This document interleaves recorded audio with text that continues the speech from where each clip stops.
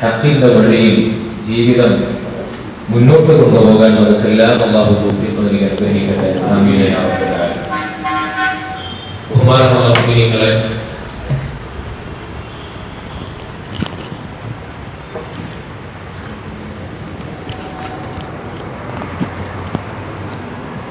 അല്ലാഹുവിൻ്റെ പരിശുദ്ധ ദീനിനെ കുറിച്ച് വഴികേടുകളും വഴിതെറ്റലുമില്ലാതെ പഠിക്കാനും പകർത്താനും സാധ്യമാവുക എന്നതാണ് ഒരു മുഅ്മിനായ മനുഷ്യന് ഈ ഭൂമിയിൽ നൽകുന്ന ഏറ്റവും പ്രധാനപ്പെട്ട തൗഫീഖ്. അത് തൗഫീഖ് കൊണ്ട് മാത്രമേ അത് സാധ്യമാവൂ. നമ്മുടെ ആഗ്രഹം കൊണ്ട് നടന്നുകൊള്ളണമെന്നില്ല, തൗഫീഖ് കൂടി ഉണ്ടാവണം. ആ തൗഫീഖിന് വേണ്ടി നിരന്തരമായി നമ്മൾ ദുആ ചെയ്യുകയുമാണ്. ഇസ്തിഖാമത്ത് അള്ളാഹുവിനോട് ചോദിക്കുക എന്നത് അള്ളാഹുവിൻ്റെ ഔലിയാക്കളും സ്വാലിഹീങ്ങളും ഒക്കെ ചെയ്തിരുന്ന രീതിയാണ്. കഴിഞ്ഞ ആഴ്ച നമ്മൾ പറഞ്ഞിരുന്നു, അള്ളാഹുവിൻ്റെ ദീനിനെ സ്വീകരിക്കുമ്പോൾ കണ്ണിമുറിയാത്ത പരമ്പരകളിലൂടെയുള്ള ഇൽമായിരിക്കണം നമ്മൾ സ്വീകരിക്കേണ്ടത്. അതിന് മാത്രമേ ദീൻ എന്ന് പറയാൻ അർഹതയുള്ളൂ. രണ്ടാമതായി, നമ്മുടെ സ്വന്തം ഇഷ്ടപ്രകാരം നമ്മുടെ ചെറിയ അമലുകളെ കൊണ്ടൊക്കെ രക്ഷപ്പെടാമെന്ന മിഥ്യാധാരണയാണ്, ഒരു അഹങ്കാരത്തിൻ്റെ ഭാവമാണ് പല ആളുകളെയും ബാധിക്കാറുള്ളത്. അതിൽ നിന്നും മാറി അള്ളാഹുവിൻ്റെ അടിമകളുടെ കൂട്ടത്തിൽ വ്യത്യസ്തങ്ങളായ വിഭാഗങ്ങളുണ്ട്, വ്യത്യസ്ത കാറ്റഗറിയിൽപ്പെട്ട ആളുകളുണ്ട്. അതിൽ സ്വാലിഹീങ്ങളായ ആളുകൾ, ഔലിയാക്കളായ ആളുകൾ, അള്ളാഹുവിൻ്റെ അടുക്കൽ ഒരു കാര്യം പറഞ്ഞാൽ സ്വീകരിക്കപ്പെടുന്ന ആളുകൾ, അങ്ങനെയുള്ള ധാരാളം മുത്തഖീങ്ങളായ മനുഷ്യരുണ്ട്. അവരുമായുള്ളൊരു ബന്ധമുണ്ടാക്കുക എന്നത് മുഅ്മിനീങ്ങളായ ആളുകളുടെ ജീവിതത്തിൽ വലിയ വഴിത്തിരിവായിരിക്കും, സഹായകരമായിരിക്കും. ഈ കാര്യങ്ങളിലേക്കുള്ള ഒരു സൂചനയാണ് നമ്മൾ കഴിഞ്ഞ ആഴ്ചകളിൽ പറഞ്ഞിട്ടുണ്ടായിരുന്നത്. നമ്മുടെ നാട്ടിൽ കേരളത്തിൽ ബഹുമാനപ്പെട്ട സമസ്തകളുടെ ജംഇയ്യത്തുൽ ഉലമയുടെ കീഴിൽ ആ തണലിൽ ഇശ്റാഫിലായി ദീൻ പഠിച്ചുകൊണ്ടിരിക്കുന്നവർക്കെല്ലാം ഈ മാതൃകായോഗ്യമായ ഒരു പരമ്പര അവകാശപ്പെടാൻ സാധ്യമാകും, അവർക്കേ അതിന് കഴിയൂ എന്നും നമ്മൾ കഴിഞ്ഞ ആഴ്ച സ്ഥിരപ്പെടുത്തുകയുണ്ടായി.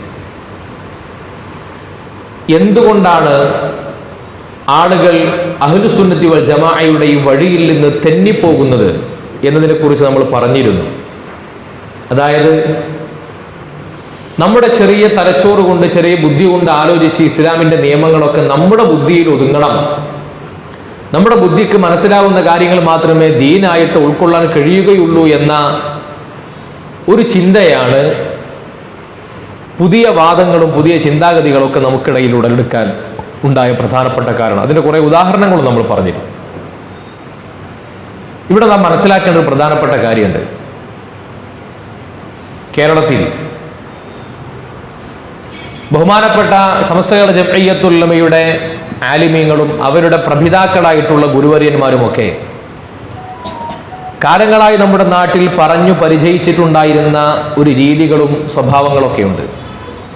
ആ രീതികളെയും സ്വഭാവങ്ങളെയും പാടെ അവഗണിച്ചുകൊണ്ട് ആലിമീങ്ങളുടെ പരമ്പരകൾക്ക് ദീനിൽ സ്ഥാനമില്ല എന്ന് പറഞ്ഞ് രംഗപ്രവേശനം ചെയ്തവരാണ് കേരളത്തിലെ എല്ലാ ബിദ്അഈ കക്ഷികളും. എല്ലാ ബിദ്അഈകളും അങ്ങനെയാണ്. നിങ്ങൾ ആലോചിച്ച് നോക്കൂ, എന്നു മുതലാണ് നമ്മുടെ നാടുകളിൽ അറബിയിൽ ഖുതുബ ഓതാൻ തുടങ്ങിയത് എന്ന് ചോദിച്ചാൽ അതിന് ഒറ്റ ഉത്തരേ ഉള്ളൂ. സ്വഹാബത്ത് എന്നാണോ കേരളത്തിലേക്ക് വന്നത് അന്നു മുതൽ ഇവിടെ അറബിയിലാണ് ഖുതുബ. സ്ത്രീകൾ പള്ളിയിൽ ജമാഅത്തിന് പങ്കെടുക്കാതിരിക്കുന്നത്, അവർ വീട്ടിൽ വെച്ചുകൊണ്ട് തന്നെ നിസ്കരിക്കുക എന്ന രീതി എന്നു മുതലാണ് കേരളത്തിലുള്ളത് എന്ന് ചോദിച്ചാൽ സ്വഹാബികൾ വന്ന കാലം മുതൽ തന്നെ അങ്ങനെയാണ്. കേരളത്തിൽ എന്നു മുതലാണ് ഖബറുകൾ സിയാറത്ത് ചെയ്യുന്ന രീതിയുള്ളത് എന്ന് ചോദിച്ചാൽ ഇവിടെ പഴയകാലം മുതലേ അങ്ങനത്തെ രീതിയാണുള്ളത്. എന്നു മുതലാണ് കേരളത്തിൽ തറാവീഹ് 20 റക്അത്ത് നിസ്കരിക്കാൻ തുടങ്ങിയത് എന്ന് ചോദിച്ചാൽ നിസ്കരിക്കാൻ തുടങ്ങിയ അന്നു മുതൽ നമ്മുടെ നാട്ടിൽ 20 റക്അത്ത് തന്നെയാണ്. എന്നാൽ നേരെ തിരിച്ച് നമുക്ക് അന്വേഷിക്കാലോ, എന്നു മുതലാണ് കേരളത്തിൽ സ്ത്രീകൾ പള്ളിയിലേക്ക് പോകാൻ തുടങ്ങിയത് എന്ന് ചോദിച്ചാൽ അതിൻ്റെ ഉത്തരം എന്താണ്? 940-കൾക്ക് ശേഷമാണ് കേരളത്തിൽ ആദ്യമായിട്ട് ഉണ്ടാകുന്നത്. എടവണ്ണയിലെ ആമിനത്താത്തയും ഖദീജക്കുട്ടിയുമാണ് ആദ്യമായി പള്ളിയിലേക്ക് പോകുന്നത്.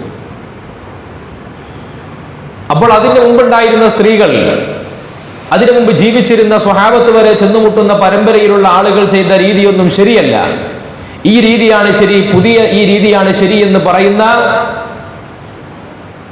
സംസ്കാരമാണ് പുത്തൻവാദികൾ കേരളത്തിൽ ഉണ്ടാക്കിയത്.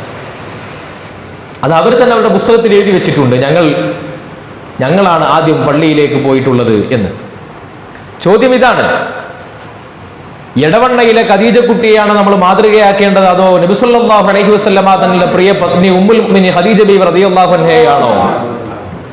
ആ ചോദ്യത്തിന്റെ ഉത്തരം കണ്ടെത്തുന്നിടത്ത് സുന്നത്ത് ജമാഅത്ത് മനസ്സിലാവും. എന്നു മുതലാണ് നമ്മുടെ നാട്ടിലൊക്കെ മലയാളത്തിൽ ഖുതുബ തുടങ്ങിയത്? അറബിയിൽ ഖുതുബ ഓതിക്കൊണ്ടിരിക്കുന്ന പണ്ഡിതനെ മിമ്പറിൽ നിന്നും പിടിച്ച് വലിച്ചിറക്കിയിട്ട് ആ മിമ്പറിന്റെ മുകളിൽ കയറി നിന്നിട്ടാണ് മലയാളത്തിൽ ഖുതുബ ഓതുന്നത് മലബാറിൽ നമ്മൾ ആദ്യമായിട്ട് കാണുന്നത് കോഴിക്കോട്.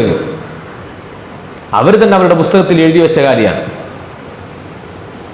എന്ന് പറഞ്ഞാൽ ഇങ്ങനെ പുതിയ രീതികൾ മുഴുവൻ നാട്ടിൽ കൊണ്ടുവരികയും ദീനിൽ പരിചയമില്ലാത്ത കാര്യങ്ങൾ അവതരിപ്പിക്കുകയും ചെയ്യുക എന്നത് നമ്മുടെ നാട്ടിൽ സജീവമായതുകൊണ്ടാണ് അത്തരം കക്ഷികളെ നമ്മൾ ബിദഅികളെന്നും പുത്തൻവാദികളെന്നും വിളിക്കുന്നത്. മദ്ഹബുകളെ, നമ്മുടെ കർമ്മശാസ്ത്ര വിഷയങ്ങൾക്ക് മദ്ഹബുകൾ, ഏതെങ്കിലും മദ്ഹബിന്റെ ഇമാമ് പറയുന്നത് അവരുടെ ആ സരണിയിൽ പറയുന്നത് പോലെ ജീവിക്കണം എന്ന ഒരു കാഴ്ചപ്പാട് കേരളത്തിൽ നേരത്തെ ഉള്ളതാണ്. ഈ അടുത്ത കാലത്താണ് മദ്ഹബുകൾ വേണ്ട, മദ്ഹബുകൾ ശിർക്കിലേക്കുള്ള വഴിയാണ് എന്ന പ്രചാരണം നടക്കുന്നത്. എന്താണ് കേരളത്തിൽ ബിദഅികൾ സമ്മാനിച്ചത് എന്ന് ചോദിച്ചാൽ ആ ചോദ്യത്തിന്റെ ഉത്തരം എന്താണെന്നറിയോ? ഇവിടെ നടന്നിരുന്ന മുഴുവൻ നന്മകളെയും കുഴിച്ചുമൂടി. ആ നന്മകൾക്ക് പകരമായി എന്താണ് പകരം കൊടുത്തത്? എന്താ പകരം കൊടുത്തത്? നമ്മുടെ നാടുകളിലൊക്കെ മഗ്രിബ് നമസ്കാരത്തിന് ശേഷം എല്ലാ വീടുകളിലും ഒട്ടേറെ ഹസനാത്തുകൾ നടന്നിരുന്നു. ഒട്ടേറെ ഹസനാത്തുകൾ. ഇശാ മഗ്രിബിന്റെ ഇടയിൽ സബുൽ മുൻജിയാത്ത് ഖുർആൻ പാരായണം ചെയ്യും, ഹദ്ദാദ് റാത്തീബ് ചൊല്ലും. നബി സല്ലല്ലാഹു അലൈഹി വസല്ലം തങ്ങൾ പഠിപ്പിച്ച ദിക്റുകളാണ് അതിലുള്ളത്. ബദരീങ്ങളായ ബദരീങ്ങളുടെ പേരുകൾ പറഞ്ഞുകൊണ്ടുള്ള ബദരിയ്യത്ത് ചൊല്ലും. ഇങ്ങനെ നിരവധി മഹാസിനികൾ, നല്ല കർമ്മങ്ങളൊക്കെ നടന്നിരുന്ന നാട്ടിൽ ഇതൊന്നും പാടില്ല എന്ന് പറഞ്ഞ് അതൊക്കെ ഒഴിവാക്കി. ശരി, പാടില്ല, പിന്നെ എന്താ ചെയ്യേണ്ടത്? ഒരു പരിഹാരമില്ല. നമ്മുടെ നാട്ടിലൊക്കെ ഒരു മരണപ്പെട്ട വീട്ടിൽ മയ്യത്തിന്റെ അരികിൽ നിന്ന് ഖുർആൻ എവിടെ ഇരുന്ന് ഖുർആൻ ഓതിയാലും കൂലി കിട്ടും. ദീന് നിങ്ങൾ ചെയ്യരുത് എന്ന് നിഷിദ്ധമാക്കിയ സ്ഥലങ്ങളിലല്ലാത്ത സ്ഥലങ്ങളിൽ ചെയ്താലൊക്കെ ഇത് കൂലി കിട്ടും അല്ലേ? മയ്യത്തിന്റെ അരികിൽ നിന്ന് ഖുർആൻ ഓതിക്കഴിഞ്ഞാൽ നിങ്ങൾ മയ്യത്തിന്റെ മരണം ആസന്നമായവർക്ക് സൂറത്ത് യാസീൻ നിങ്ങൾ ചൊല്ലിക്കൊടുക്കണം, ഓതിക്കൊടുക്കണം എന്നത് ഹദീസാണ്. പക്ഷെ മരിച്ചു കിടക്കുന്ന ആളുടെ വീട്ടിൽ പോയിട്ട് യാസീൻ ഓതിയ പ്രശ്നം, എന്നിട്ടോ അത് പാടില്ല. പകരമോ വർത്താനം പറയാം. ഒരു നന്മ മുടക്കുകയും ആ നന്മകൾക്ക് പകരമായി അനേക തിന്മകൾ നിറക്കുകയും ചെയ്തു എന്നത് മാത്രമല്ലേ ഇവർ നമ്മുടെ നാട്ടിലുണ്ടാക്കിയത്. നമ്മുടെ നാട്ടിൽ സംസ്കാരം ഉണ്ടായിരുന്ന സ്ത്രീകൾ വീടിന്റെ ഉള്ളിൽ നബി സല്ലല്ലാഹു അലൈഹി വസല്ലമ തങ്ങൾ പറഞ്ഞതുപോലെ വീടിന്റെ ഉള്ളിൽ വെച്ച് നിസ്കരിക്കലാണ് നിങ്ങൾക്ക് ഏറ്റവും ഉത്തമം എന്ന് പറഞ്ഞിരുന്നു. ആ പറഞ്ഞതുപോലെ ആളുകൾ നിസ്കരിക്കുന്ന രീതി ഉണ്ടായി നമ്മുടെ നാട്ടിൽ. അങ്ങനെയാണ് ആളുകൾ നിസ്കരിച്ചത്. പക്ഷേ ആ നിസ്കാരത്തെ ആ വീട്ടിൽ വെച്ചുകൊണ്ട് നിസ്കരിച്ചാലാണ് നിങ്ങൾക്ക് ഏറ്റവും കൂടുതൽ കൂലിയുള്ളത് എന്ന് നബി സല്ലല്ലാഹു അലൈഹി വസല്ലമ തങ്ങൾ പഠിപ്പിക്കുന്നു. അങ്ങനെ കൂലി കിട്ടുന്ന സ്ത്രീകളെ നിങ്ങൾ പുരയിൽ നിസ്കരിക്കണ്ട എന്ന് പറഞ്ഞ് അങ്ങാടിയിലേക്ക് ഇറക്കിക്കൊണ്ടുവന്ന് അന്യ പുരുഷന്മാരുടെ കൂടെ സഞ്ചരിപ്പിച്ച് അവരെ പരസ്യമായി ആൺ പെൺ വേർതിരിവുകളില്ലാതെ നിസ്കരിപ്പിക്കുന്ന സാഹചര്യം ഉണ്ടായി.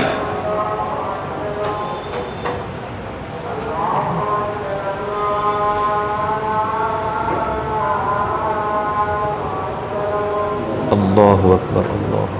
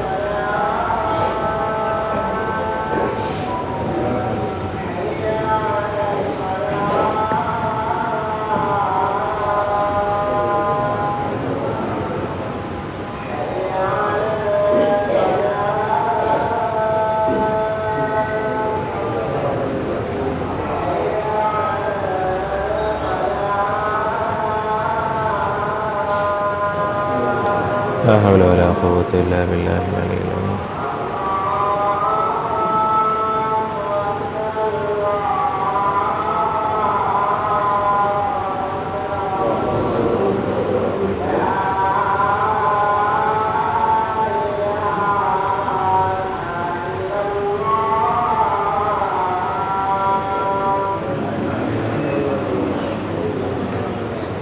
اللهم رب هذه الدعوة التامة والصلاة القائمة محمد الأسرة والفضيلة والبركة والفضيلة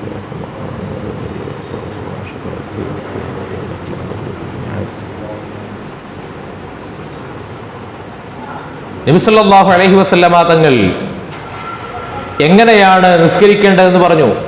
സ്ത്രീകളോട് പറഞ്ഞു, നിങ്ങൾ വീട്ടിൽ വെച്ച് നിസ്കരിക്കാൻ നിങ്ങൾക്ക് ഏറ്റവും കൂലിയുള്ള കാര്യം. അപ്പോൾ ഒരു കൂട്ടർ വന്ന് പറഞ്ഞു, നിങ്ങൾ ആ കൂലിയൊക്കെ ഒഴിവാക്കി നിങ്ങൾ ആണുങ്ങൾ ചെയ്യണത് മാതിരി ചെയ്യണം. എന്നിട്ട് ആണുങ്ങളെ സ്ത്രീകളെ പുരുഷന്മാർ നിസ്കരിക്കുന്ന പള്ളികളിലേക്ക് കൊണ്ടുവന്ന് നിസ്കരിപ്പിച്ചു. അവർക്കുള്ള ഏറ്റവും വലിയ ഉത്തമമായ പ്രതിഫലത്തെ നഷ്ടപ്പെടുത്തി. അല്ലേ? നബി സല്ലല്ലാഹു അലൈഹി വസല്ലമ തങ്ങൾ പറഞ്ഞത് എന്താണ്? വിശുദ്ധ ഖുർആൻ പോലും പറഞ്ഞിട്ടുണ്ട്, ഫീ ബുയൂത്തിൻ അദിനല്ലാഹു അൻ തുർഫഅ വയുദ്കറ ഫീഹ ഇസ്മുഹു യുസബ്ബിഹു ലഹു ഫീഹാ ബിൽ ഉദുവി വൽ അസാൽ റിജാലുൻ ലാ തുൽഹീഹിം തിജാറത്തുൻ. ആരാണ് പള്ളിയിൽ പോകേണ്ടത്? റിജാൽ, ആണുങ്ങൾ പോകണം എന്നാണ് ഖുർആൻ പറഞ്ഞത്. ഈ ആയത്തിനെ വിശദീകരിച്ചിട്ട് ഇമാം ഖുർത്തുബി റളിയല്ലാഹു അൻഹു പറഞ്ഞു, റിജാൽ എന്ന് ആണുങ്ങൾ എന്ന് പ്രത്യേകം അക്കമിട്ട് പറയാനുള്ള കാരണം എന്താണ്? പെണ്ണുങ്ങൾക്ക് പള്ളിയിലേക്ക് പോകേണ്ട കാര്യമില്ല. കാരണം എന്തുകൊണ്ടാണ്? ഇസ്ലാം അങ്ങനെ പറയൂല. കാരണം സ്ത്രീകൾക്ക് എന്ന് പറഞ്ഞാൽ ഗൃഹഭരണം തന്നെ അത്യാവശ്യം പണിയെടുക്കാണ്ട്. അങ്ങനെയുള്ള ആളുകളോട്, വീട്ടുകാര്യങ്ങൾ നോക്കുന്ന ആളുകളോട് അതേസമയം തന്നെ അങ്ങാടിയിൽ പോയി പള്ളിയിൽ പോയി നിസ്കരിക്കണം എന്നും കൂടി രണ്ടും കൂടി പറയില്ലല്ലോ. വീട്ടിലെ ചുമതലകൾ നിർവഹിക്കൽ തന്നെ വലിയൊരു ബാധ്യതയാണ്. ആ ബാധ്യത നിർവഹിക്കാൻ വേണ്ടി പറഞ്ഞ ദീന് ഇനി അങ്ങാടി പോയി പള്ളിയിൽ പോയി നിസ്കരിക്കണം എന്ന് എങ്ങനെ പറയാം? പക്ഷെ ഈ നാട്ടുകാർ, ഈ പറയപ്പെടുന്ന ആളുകൾ സ്ത്രീകളെ പള്ളിയിലേക്ക് കൊണ്ടുപോയി അവർക്കുള്ള സംസ്കാരത്തെ നഷ്ടപ്പെടുത്തി. ഇത് തമാശ ഉണ്ട്. കേരളത്തിൽ സ്ത്രീകൾ പള്ളിയിലേക്ക് പോകുന്ന ഒരു സംസ്കാരം വന്നത് എങ്ങനെയെന്നറിയോ? ആദ്യകാലത്ത് നമ്മുടെ നാട്ടിലൊക്കെ, ആദ്യകാലങ്ങളിൽ നമ്മുടെ നാടുകളിൽ ഈ അന്യ മതത്തിൽപ്പെട്ട, ഹിന്ദു മതത്തിൽപ്പെട്ട ആളുകൾക്ക് അവർക്ക് അമ്പലത്തിൽ, ക്ഷേത്രത്തിൽ പ്രവേശിക്കാൻ സ്ത്രീകൾക്ക് ക്ഷേത്രപ്രവേശനം ഉണ്ടായിരുന്നില്ല. അപ്പൊ അവർക്ക് താഴ്ന്ന ജാതിയിൽപ്പെട്ട ആളുകൾക്ക് ക്ഷേത്രപ്രവേശനം ഉണ്ടായിരുന്നില്ല. അപ്പൊ ഈ സ്ത്രീകൾക്ക്, ആർത്തവകാരികളായ സ്ത്രീകൾക്ക് ക്ഷേത്രപ്രവേശനം വേണം എന്നൊക്കെ പറഞ്ഞ് ക്ഷേത്രപ്രവേശനത്തിന് വേണ്ടിയിട്ട് വലിയൊരു മുന്നേറ്റം ഉണ്ടായി. അതിന് മുൻകൈയെടുത്ത ആളുകളെ നവോത്ഥാന നായകന്മാരായി പരിചയപ്പെടുത്തി. അവർ ഹിന്ദു സമുദായത്തിലെ വലിയ നവോത്ഥാന നായകന്മാരാണ്. ഇത് കണ്ടപ്പോൾ നമ്മുടെ കൂട്ടത്തിൽപ്പെട്ട ചില ആൾക്കാർക്കും തോന്നി, മുസ്ലിം സ്ത്രീകളെ പള്ളിയിലേക്ക് കയറ്റിയാൽ നമ്മളും നവോത്ഥാന നായകനാവും. അങ്ങനെയാണ് മുസ്ലിം സ്ത്രീകൾക്ക് പള്ളി പ്രവേശനം എന്ന് പറഞ്ഞിട്ട് വ്യാപകമായി പ്രചരിപ്പിക്കാൻ തുടങ്ങിയത്.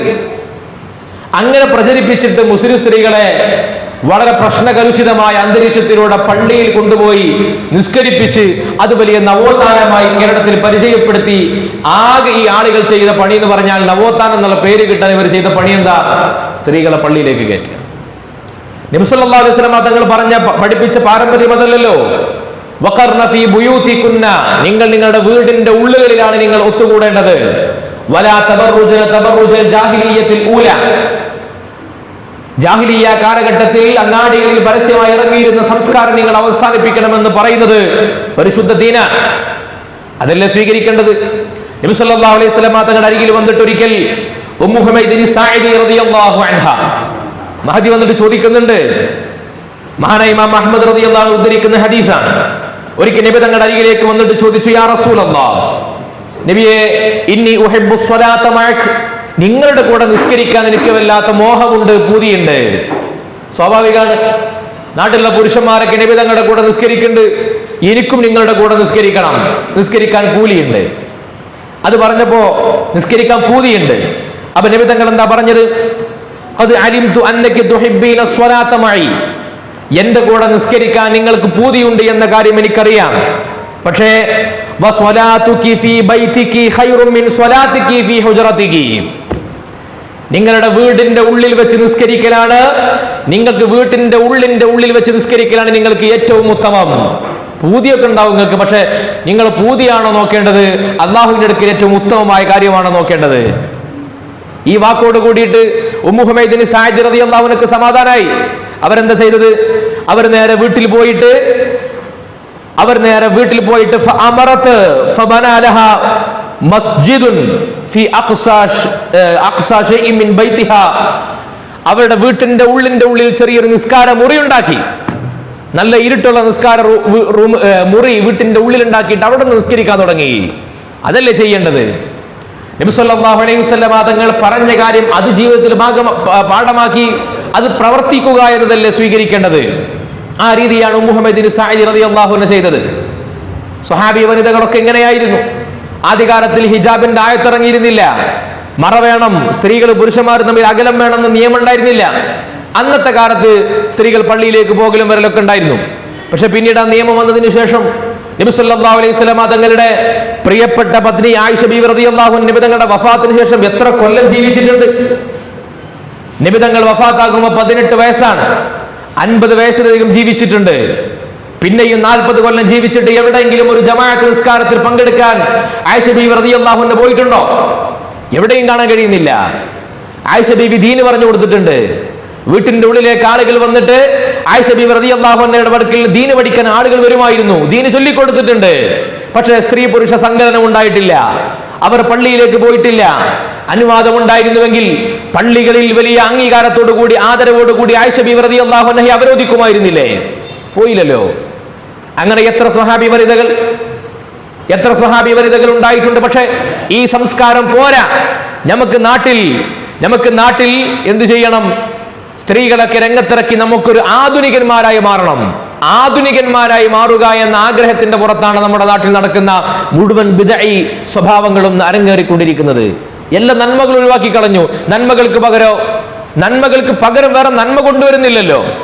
ഇപ്പൊ നമ്മുടെ നാട്ടിലൊക്കെ പള്ളിയിലൊക്കെ ഒരു നിസ്കാരം കഴിഞ്ഞാൽ പിന്നെ ദിക്റാണ്, ഔറാദുകളാണ്, എല്ലാവരും ഒരുമിച്ച് ദുആ ചെയ്യുകയാണ്, റാഹത്തായിട്ട് പിരിയാണ്. ജുമുഅ നിസ്കാരം കഴിഞ്ഞതിന് ശേഷം ശാന്തമായി ദിക്റുകളൊക്കെ ചൊല്ലി പിരിയുന്നു, ദുആ ചെയ്ത് പിരിയുന്നു. എന്നാൽ ഇതിനൊന്നും ഇഷ്ടപ്പെടാത്ത ആളുകളുടെ അവസ്ഥ നിസ്കാരം കഴിഞ്ഞാൽ പിന്നെ മൂടുന്നിട്ട് എണീറ്റ് പോവല്ലേ? ഈ നന്മകൾ മുടക്കിയിട്ട് പകരം എന്തെങ്കിലും കൊടുക്കാൻ കഴിയണ്ടേ? സുബഹി നമസ്കാരം കഴിഞ്ഞാൽ സൂര്യോദയം വരെ നമ്മളുടെ പാരമ്പര്യ രീതി അനുസരിച്ച് നമ്മൾ ഖുർആനോതും, ദിക്റുകൾ ചൊല്ലും, ഔറാദുകൾ ചൊല്ലും, അദ്കാർ സ്വബാഹി വൽ മസാ ഒക്കെ ചൊല്ലും. ഇതൊന്നും പാടില്ല. പകരം എന്താണ്? പകരം ആധുനികമായ കുറെ ചിന്തകൾ. ഇങ്ങനെ ആധുനികതയ്ക്ക് വേണ്ടി പരിശുദ്ധ ഇസ്ലാമിന്റെ നല്ല ആത്മീയമായ സംസ്കാരത്തെ തകർത്തു കളഞ്ഞു എന്നത് മാത്രമാണ് ഇവർ നൽകിയ പരിഹാരം. എന്നിട്ട് അവർ ചെയ്ത പണി എന്താണ്? കേരളത്തിലെ ബഹുഭൂരിപക്ഷം വരുന്ന മുസ്ലിമീങ്ങളെ കുറിച്ച് ആ മുസ്ലിമീങ്ങൾ മുഴുവനും മുശ്രിക്കാണ് എന്ന് ആരോപിച്ചു. ലോകത്ത് മുസ്ലിം സമൂഹത്തെ, വലിയൊരു മുസ്ലിം സമൂഹത്തെ മുശ്രിക്കാണ് എന്ന് ആരോപിച്ചിട്ട് നമ്മൾ കേരളത്തിലെ സുന്നികളാണ് സത്യത്തിൽ ഏറ്റവും ക്ഷമയുള്ള ആൾക്കാർ നമ്മളാണ്. നമ്മുടെ നാട്ടിലേക്ക് വന്നിട്ട്, നമ്മുടെ വീട്ടിലേക്ക് വന്നിട്ട് ഒരാൾ പറയും തൻ്റെ വീടല്ല എന്ന് നമ്മളോട് പറഞ്ഞാൽ ആദ്യമൊക്കെ നമ്മൾ കേട്ടുവെക്കും, വല്ലാതെ നമ്മൾ കേട്ടുവെക്കൂല, കൊടുക്കും. പക്ഷെ പരിശുദ്ധമായ ദീനിൽ നമുക്ക് ഈമാൻ ഉണ്ടാവുക, ഹിദായത്ത് ഉണ്ടാവുക എന്ന ഒരാളുടെ ഏറ്റവും വലിയ സമ്പാദ്യം. ആ സമ്പാദ്യത്തെ കുറിച്ചാണ് ചോദ്യം ചെയ്തിട്ട് പറഞ്ഞത് കേരളത്തിലെ മുസ്ലിമീങ്ങൾ മുശ്രിക്കുകളാണ്. ഒരു വട്ടല്ല, എന്താ പറഞ്ഞതറിയോ? കേരളത്തിലെ മുസ്ലിങ്ങൾ, മക്കയിലെ മുശ്രിക്കീങ്ങൾ ഹാഫ് ടൈം മുശ്രിക്കായിരുന്നു, കേരളത്തിലെ സുന്നികൾ ഫുൾ ടൈം മുശ്രിക്കാണ്. അങ്ങനെ എഴുതിച്ചു. കേരളത്തിലെ മുസ്ലിം സമൂഹത്തെ, കേരളത്തിലെ എന്നല്ല ലോകത്ത് സുന്നികളായിട്ട് ജീവിക്കുന്നവർ ആരൊക്കെയുണ്ട് അവരെ മുഴുവൻ ശിർക്കിന്റെ കരിമ്പട്ടികയിൽപ്പെടുത്തി മുശ്രിക്കാണെന്ന് ആരോപിച്ചു. എന്നിട്ട് നമ്മുടെ മഹാന്മാരായ പണ്ഡിതന്മാർക്ക് മരിക്കുന്നതിന് മുമ്പ് കത്തെഴുതി, മരിക്കാൻ കിടക്കുന്ന സമയത്ത് നിങ്ങൾ മുസ്ലിമായിക്കോ, കലിമ ചൊല്ലി മുസ്ലിമായിക്കോ എന്ന് പറഞ്ഞ് കത്തെഴുതി.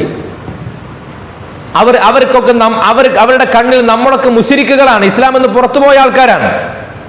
എന്തൊരു ഗൗരവമുള്ള കാര്യമാണിത്.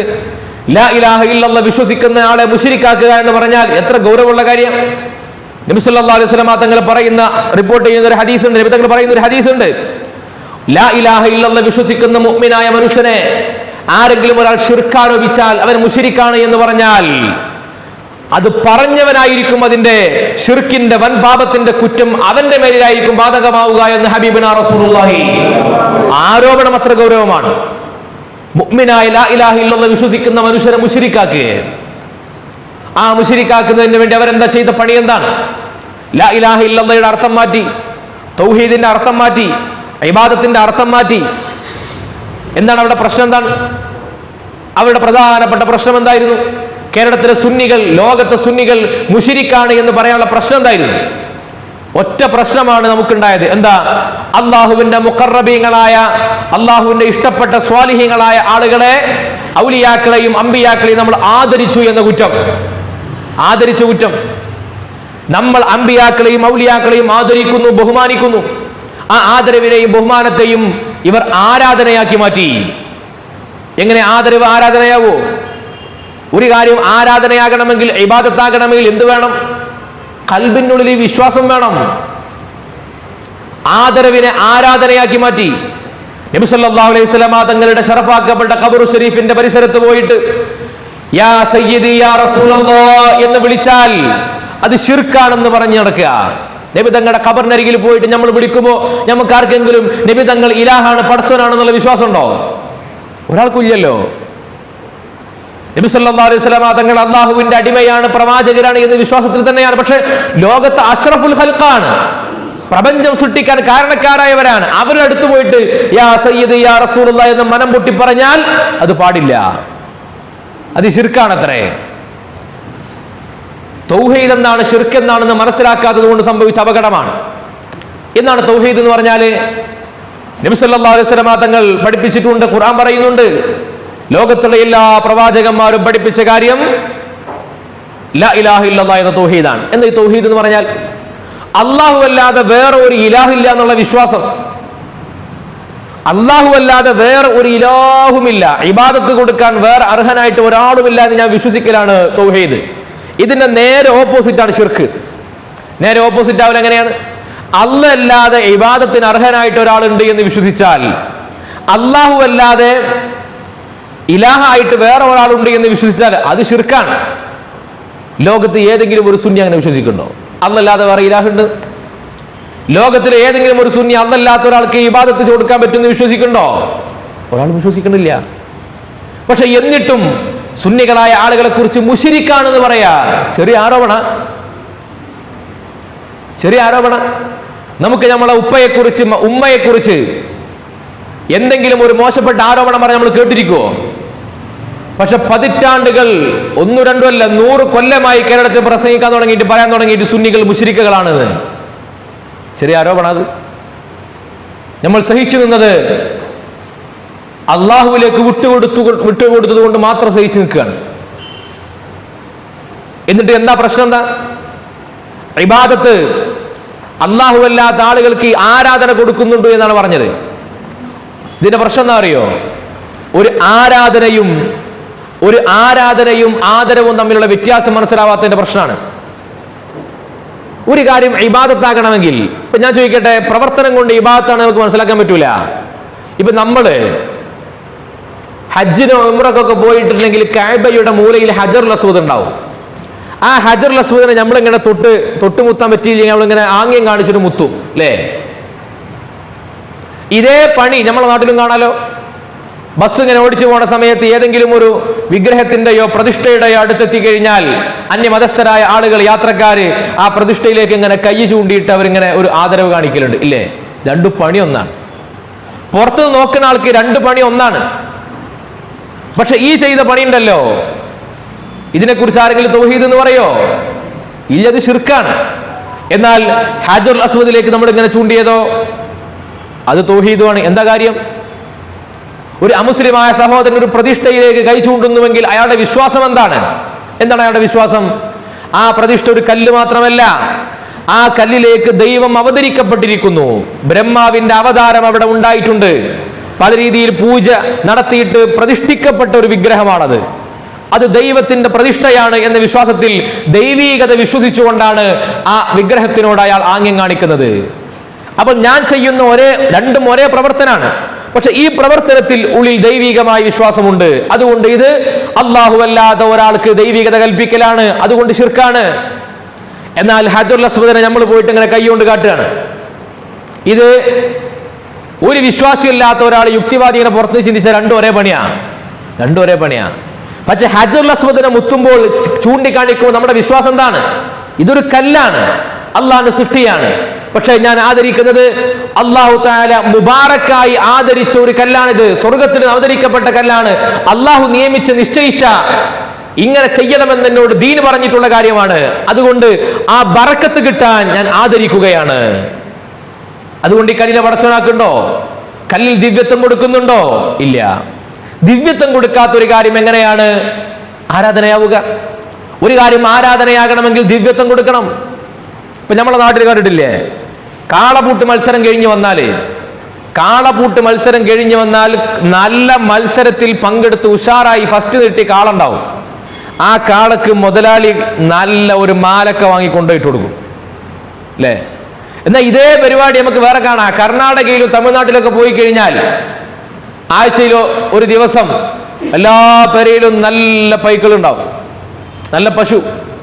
എന്നിട്ട് ആഴ്ചയിൽ ഒരു ദിവസം അല്ലെങ്കിൽ എല്ലാ ദിവസവും രാവിലെ നല്ല പൂവൊക്കെ ഫ്രണ്ടിൽ കൊണ്ടുപോയി ചന്ദനത്തിയൊക്കെ എത്തിച്ചു വെച്ചിട്ട് ഒരു പൂവ് ഏൽപ്പത്തിന്റെ കൗത്തിലിട്ട് കൊടുക്കും അല്ലേ? ഓല് ഒരു പൂവാട്ട് കൊടുത്തിട്ടുണ്ടാവുക. നമ്മളെ മുതലാളിയാണെന്നുണ്ടെങ്കിലോ 2000-5000 ഉറുപ്പ്യ വിലയുള്ള നല്ല മാലയൊക്കെ കൊടുത്തിട്ടുണ്ടാവുക. പണി രണ്ടും ഒന്നാണ്. പക്ഷെ ഇയാൾ കർണാടകക്കാരനിൽ തമിഴ്നാട്ടിലെ അമുസ്ലിം സഹോദരങ്ങളാ ചെയ്തത് എന്തിനാ? അതൊരു ഗോമാതാവാണ്, ദൈവമാണ്, ദൈവത്തിന്റെ അവതാരമാണ് എന്ന് വിശ്വസിച്ചുകൊണ്ടാണ്. ഇപ്പുറത്തും അതേ പണി തന്നെയാണ് മാലിട്ട് കൊടുക്കല്. അതെന്തിനാ? അത് കാളപൂട്ട് മത്സരത്തിൽ ജയിച്ചിട്ട് സമ്മാനം തന്നതിന് സന്തോഷത്തിനാണ്, അല്ല കാള പടച്ചവനാണെന്ന് കരുതിയിട്ടല്ല. പണി രണ്ടും ഒന്നാണ്. പക്ഷെ ഉള്ളിൽ ദിവ്യത്വം കൽപ്പിച്ചുകൊണ്ട് ചെയ്ത ഈ പണിയോ ഇത് ശിർക്കാണ്. ഈ പണിയോ അതൊരു ഹലാലായ കാര്യമാണ്. അത്രയല്ലേ ഉള്ളൂ. ഇതാണ് ആദരവും ആരാധനയും തമ്മിലുള്ള വ്യത്യാസം. ആദരവും ആരാധനയും തമ്മിലുള്ള വ്യത്യാസം മനസ്സിലാക്കാതെ ഈ ആദരവിനെ ഇതുപോലെയുള്ള സമാനമായ ആദരവുകളെ പിടിച്ച് ആരാധനയാക്കി മാറ്റി. അതാണ് ഏറ്റവും വലിയ അപകടം. നിങ്ങൾ കണ്ടിട്ടില്ലേ, തവാഫ് കഴിഞ്ഞാൽ ഇബ്രാഹിം നബിയുടെ പാദം പതിഞ്ഞ മഖാം ഇബ്രാഹിമിന്റെ പരിസരത്ത് വെച്ച് നിസ്കരിക്കണം. എന്തിനാ അവിടെ വെച്ച് നിസ്കരിക്കാൻ പറഞ്ഞത്? മസ്ജിദുൽ ഹറാമിൽ ഒഴിഞ്ഞ സ്ഥലം എത്രയോ ഉണ്ടല്ലോ, എമ്പാടുണ്ട് അവിടെ ഒഴിഞ്ഞ സ്ഥലം, അവിടെ പോയി നിസ്കരിച്ചാ പോരെ? എന്തിനാ മഖാം ഇബ്രാഹിമിന്റെ പരിസരത്ത് വെച്ച് നിസ്കരിക്കണത്? ഇബ്രാഹിം നബി അലൈഹി സ്വലാത്തു വസ്സലാമിനോടുള്ള ആദരവാണ്. ആദരവ് ഇബ്രാഹിം നബിയോടാണ്. ഇബ്രാഹിം നബിയുടെ നിന്ന സ്ഥലത്ത് വെച്ച് നിസ്കരിച്ചാൽ ആ നിസ്കാരം കൊണ്ട് നിസ്കാരം പടച്ചോനുള്ള നിസ്കാരം തന്നെയല്ലേ? നിസ്കാരം അല്ലാഹുവിനാണ്. ആദരവ് ഇബ്രാഹിം നബിയോടുള്ള ആദരവ് ഖൽബിലുണ്ട്. ഇബ്രാഹിം നബി അവിടെ പടച്ചോനാക്കണില്ല. ഇതാണ് ആദരവും ആരാധനയും തമ്മിലുള്ള വ്യത്യാസം. ഇത് വളരെ പ്രകടമായ കാര്യമാണ്, നമുക്കൊക്കെ മനസ്സിലാവുന്ന ഉൾക്കൊള്ളാൻ പറ്റുന്ന കാര്യമാണ്. പക്ഷെ ഈ കാര്യത്തെ അള്ളാഹുവിന്റെ ഔലിയാക്കളെയോ അമ്പിയാക്കളെയോ നമ്മൾ ആദരിച്ചാൽ, അവരെ നമ്മൾ ബഹുമാനിച്ചാൽ, നമ്മൾ അവരെ ആരാധിച്ചു, ഇബാദത്ത് ചെയ്തു എന്ന് വ്യാപകമായി പ്രചരിപ്പിക്കാൻ തുടങ്ങി. എന്തിന്? നമ്മളെ മുശ്രിക്കാക്കാൻ. എന്തിനാണ് അമ്പിയാക്കളെയും ഔലിയാക്കളെയും ആദരിക്കുന്നത്? എന്തിനാണ് ആദരിക്കുന്നത്? അത് ഖുർആൻ തന്നെ പറഞ്ഞിട്ടുണ്ട്. തവഫനി മുസ്ലിമൻ വഅൽഹിഖ്നി ബിസ്വാലിഹീൻ. എന്നെ മുസ്ലിമായി മരിപ്പിക്കണം, അതോടൊപ്പം സ്വാലിഹീങ്ങളുടെ കൂടെ ചേർക്കും ചെയ്യണേ. നിങ്ങൾ കൂനു മഅ സ്വാദിഖീൻ, നിങ്ങൾ സ്വാദിഖീങ്ങളായ ആളുകളുടെ കൂടെയാകണേ. ഖുർആന്റെ കൽപ്പനയാണ്. സ്വാലിഹീങ്ങളുടെ കൂടെ ചേർന്നാൽ അള്ളാഹുവിന്റെ ഭാഗത്തു നിന്നുള്ള സഹായം ഉണ്ടാകും. അപ്പോ മുഅ്മിനീങ്ങളായ ആളുകൾ, അഹ്ലുസ് സുന്നത്തി വൽ ജമാഅയുടെ ആളുകൾ വിശ്വസിക്കുന്ന കാര്യം എന്താണ്? നമ്മുടെ വിശ്വാസപ്രകാരം ലാ ഹൗല വലാ ഖുവത ഇല്ലാ ബില്ലാ, അള്ളാന്റെ തീരുമാനമില്ലാതെ ഒരു പുൽക്കൊടി പോലും അനങ്ങാൻ കഴിയില്ല. ഒക്കെ അള്ളാന്റെ തീരുമാനപ്രകാരം മാത്രമേ അനങ്ങൂ, എല്ലാ പുൽക്കൊടിയും. വഅന്നൽ ഖുദ്റത ലില്ലാഹി ജമീഅൻ, എല്ലാ കഴിവും അള്ളാഹ്ക്കാണ്. അള്ളാഹ്ക്കല്ലാതെ വേറൊരാൾക്കൊരു കഴിവില്ല. നമ്മൾ എന്ത് ചെയ്യുന്നുവെങ്കിലും അള്ളാഹുവിന്റെ കഴിവ് മാത്രമാണ്, അള്ളാഹു നൽകിയ കഴിവ് മാത്രമാണ്. ഇതാണ് മുഅ്മിനിന്റെ വിശ്വാസം. അത് നമ്മൾ വിശ്വസിക്കുന്നവരാണ്. ലാ ഹൗല വലാ ഖുവത ഇല്ലാ ബില്ലാ നമ്മൾ പറയുന്നു, വിശ്വസിക്കുന്നു. യാ ഹയ്യു യാ ഖയ്യൂം പറയുന്നു, വിശ്വസിക്കുന്നു. ഇതൊക്കെ നമ്മൾ ചെയ്യുന്നവരാണ്. അപ്പൊ അള്ളാഹു അല്ലാത്ത വേറൊരാൾക്കും ഒരു ശക്തിയും ഒരു അധികാരവും ഒരു കരുത്തുമില്ല. പക്ഷേ അള്ളാഹു തആല അവനാണ് നമുക്ക് എല്ലാ കാര്യങ്ങളും നടത്തി തരുന്നത്. അങ്ങനെ കാര്യങ്ങൾ നടത്തി തരുന്ന പടച്ചോന് ഈ ലോകത്ത് കാര്യങ്ങൾ നടക്കാൻ കുറെ പതിവുകൾ ഉണ്ടാക്കിയിട്ടുണ്ട്. കുറെ പതിവുകൾ. എന്താണ് പതിവുകൾ? നമ്മുടെ വിശപ്പ് മാറാൻ ഭക്ഷണം കഴിക്കുക, അതൊരു പതിവാണ്. അള്ളാഹ് നിയമിച്ചൊരു പതിവാണ്. നിസ്കാരത്തിൽ അല്ലേ നബി സല്ലല്ലാഹു അലൈഹി വസല്ലം തങ്ങളുടെ പേര് പറയണം, അസ്സലാമു അലൈക അയ്യുഹൻ നബി, ഓ പ്രവാചകരെ നിങ്ങൾക്ക് സലാം ഉണ്ടാവട്ടെ. എവിടെ? നിസ്കാരത്തിൽ. ആർക്കുള്ള നിസ്കാരത്തിൽ? അള്ളാന്റെ മുമ്പിൽ തിരിഞ്ഞു നിന്നിട്ട് പറയാണ്, നബിയെ നിങ്ങൾക്ക് സലാം ഉണ്ടാവട്ടെ എന്ന്. നിസ്കാരം ആർക്കാണ്? അള്ളാഹ്ക്കാണ്. നിസ്കാരത്തിൽ അള്ളാഹു അല്ലാത്ത ഒരാളെ നിങ്ങൾ എന്ന് വിളിച്ചാൽ നിസ്കാരം ബാത്തിലാവും. അള്ളാഹു അല്ലാത്ത ഒരാളെ നിങ്ങൾ എന്ന് ഏതെങ്കിലും നിലക്ക് അഭിസംബോധന ചെയ്ത് നിസ്കാരം ബാത്തിലാവും. അങ്ങനത്തെ നിസ്കാരം, ആ നിസ്കാരത്തിലാണ് നമ്മളോട് അള്ളാഹുവിന്റെ പ്രവാചകരെ വിളിക്കാൻ പറഞ്ഞത്, അസ്സലാമു അലൈക അയ്യുഹൻ നബിയു, ഓ പ്രവാചകരെ നിങ്ങൾക്ക് സലാം ഉണ്ടാകട്ടെ. അള്ളാന്റെ മുമ്പിൽ നിന്നിട്ട് അള്ളാഹ്ക്ക് കൊടുക്കുന്ന നിസ്കാരത്തിൽ നബി തങ്ങളോട് വർത്തമാനം പറയാ. എന്തിനാണത്? ഒരു മനുഷ്യന്റെ ജീവിതത്തിൽ അള്ളാഹുവിനെ അല്ലാതെ വേറെ ഒരാളെയും ഓർക്കാൻ പാടില്ലാത്തൊരു സമയമാണ് നിസ്കാരം, അല്ലേ? അങ്ങനത്തെ സമയത്ത് പോലും നിങ്ങൾ ആരെ മറക്കരുത്? ആദരവായ ഹബീബുനാ റസൂലുള്ളാഹി സ്വല്ലല്ലാഹു അലൈഹി വസല്ലം. ഇതാണ് ആദരവ്. ഈ ആദരവും മഹബത്തും കൊടുക്കാതെ ഒരു മനുഷ്യന്റെ നിസ്കാരം എങ്ങനെ ശരിയാവാ? ഇബ്രാഹിം നബി അലൈഹി സ്വലാത്തു വസ്സലാമിന്റെ മേൽ സ്വലാത്ത്, നബി തങ്ങളുടെ ഈ കുടുംബത്തിന്റെ മേലും സ്വലാത്ത്. എന്തിനാ നിസ്കാരത്തിൽ പറയാൻ? ആദരവിന്റെ പേരിലാണ്. ഈ ആദരവ് അള്ളാഹുവിന്റെ ഔലിയാക്കളായ ആളുകൾക്ക്, അമ്പിയാക്കളായ ആളുകൾക്ക് ഇങ്ങനെ ആദരവ് കൊടുക്കുക ദീനിന്റെ ഭാഗമാണ്. അതാണ് ചെയ്തത്. അങ്ങനെ ആദരിക്കാനുള്ള കാരണം എന്താണ്? നബി സല്ലല്ലാഹു അലൈഹി വസല്ലം തങ്ങൾ തന്നെ പറഞ്ഞിട്ടുണ്ട്, ഒരു മനുഷ്യൻ, നബി തങ്ങൾ തന്നെ പറഞ്ഞിട്ടുണ്ട്, എന്താണ്? മൻ ആദാലി വലിയൻ ഫഖദ് ആദൻതുഹു ബിൽ ഹർബ്. എനിക്ക് വലിയ എന്ന് പറഞ്ഞിട്ട് എനിക്കൊരു വിഭാഗം ആൾക്കാരുണ്ട്. അവരോട് ആരെങ്കിലും യുദ്ധം പ്രഖ്യാപിച്ചാൽ ഞാൻ അവനോട് യുദ്ധത്തിലായിരിക്കും, ഞാൻ അവന്റെ ശത്രുവാണ്. എന്നിട്ട് നബി തങ്ങൾ പറയുന്നു, അള്ളാഹു പറയാണ്, അള്ളാഹു പറയുന്ന കാര്യം, വമാ തഖറബ ഇലയ്യ അബ്ദി ബിശൈഇൻ. ഒരു അടിമയും എനിക്ക് ഏറ്റവും ഇഷ്ടപ്പെട്ട ഒരു കാര്യമായിട്ട് എന്നിലേക്ക് അടുക്കണമെങ്കിൽ എന്താണ് അവൻ ചെയ്യേണ്ടത്? സുന്നത്തുകൾ വർദ്ധിപ്പിച്ചുകൊണ്ട് അടുക്കുക. അങ്ങനെ സുന്നത്തുകൾ ധാരാളമായിട്ട് ചെയ്ത് ഒരു മുഅ്മിനായ മനുഷ്യൻ എന്റെ മുഖറബായി കഴിഞ്ഞാൽ പിന്നെ എന്താണ് സംഭവിക്കുക? ഞാൻ അവനെ ഇഷ്ടപ്പെടും.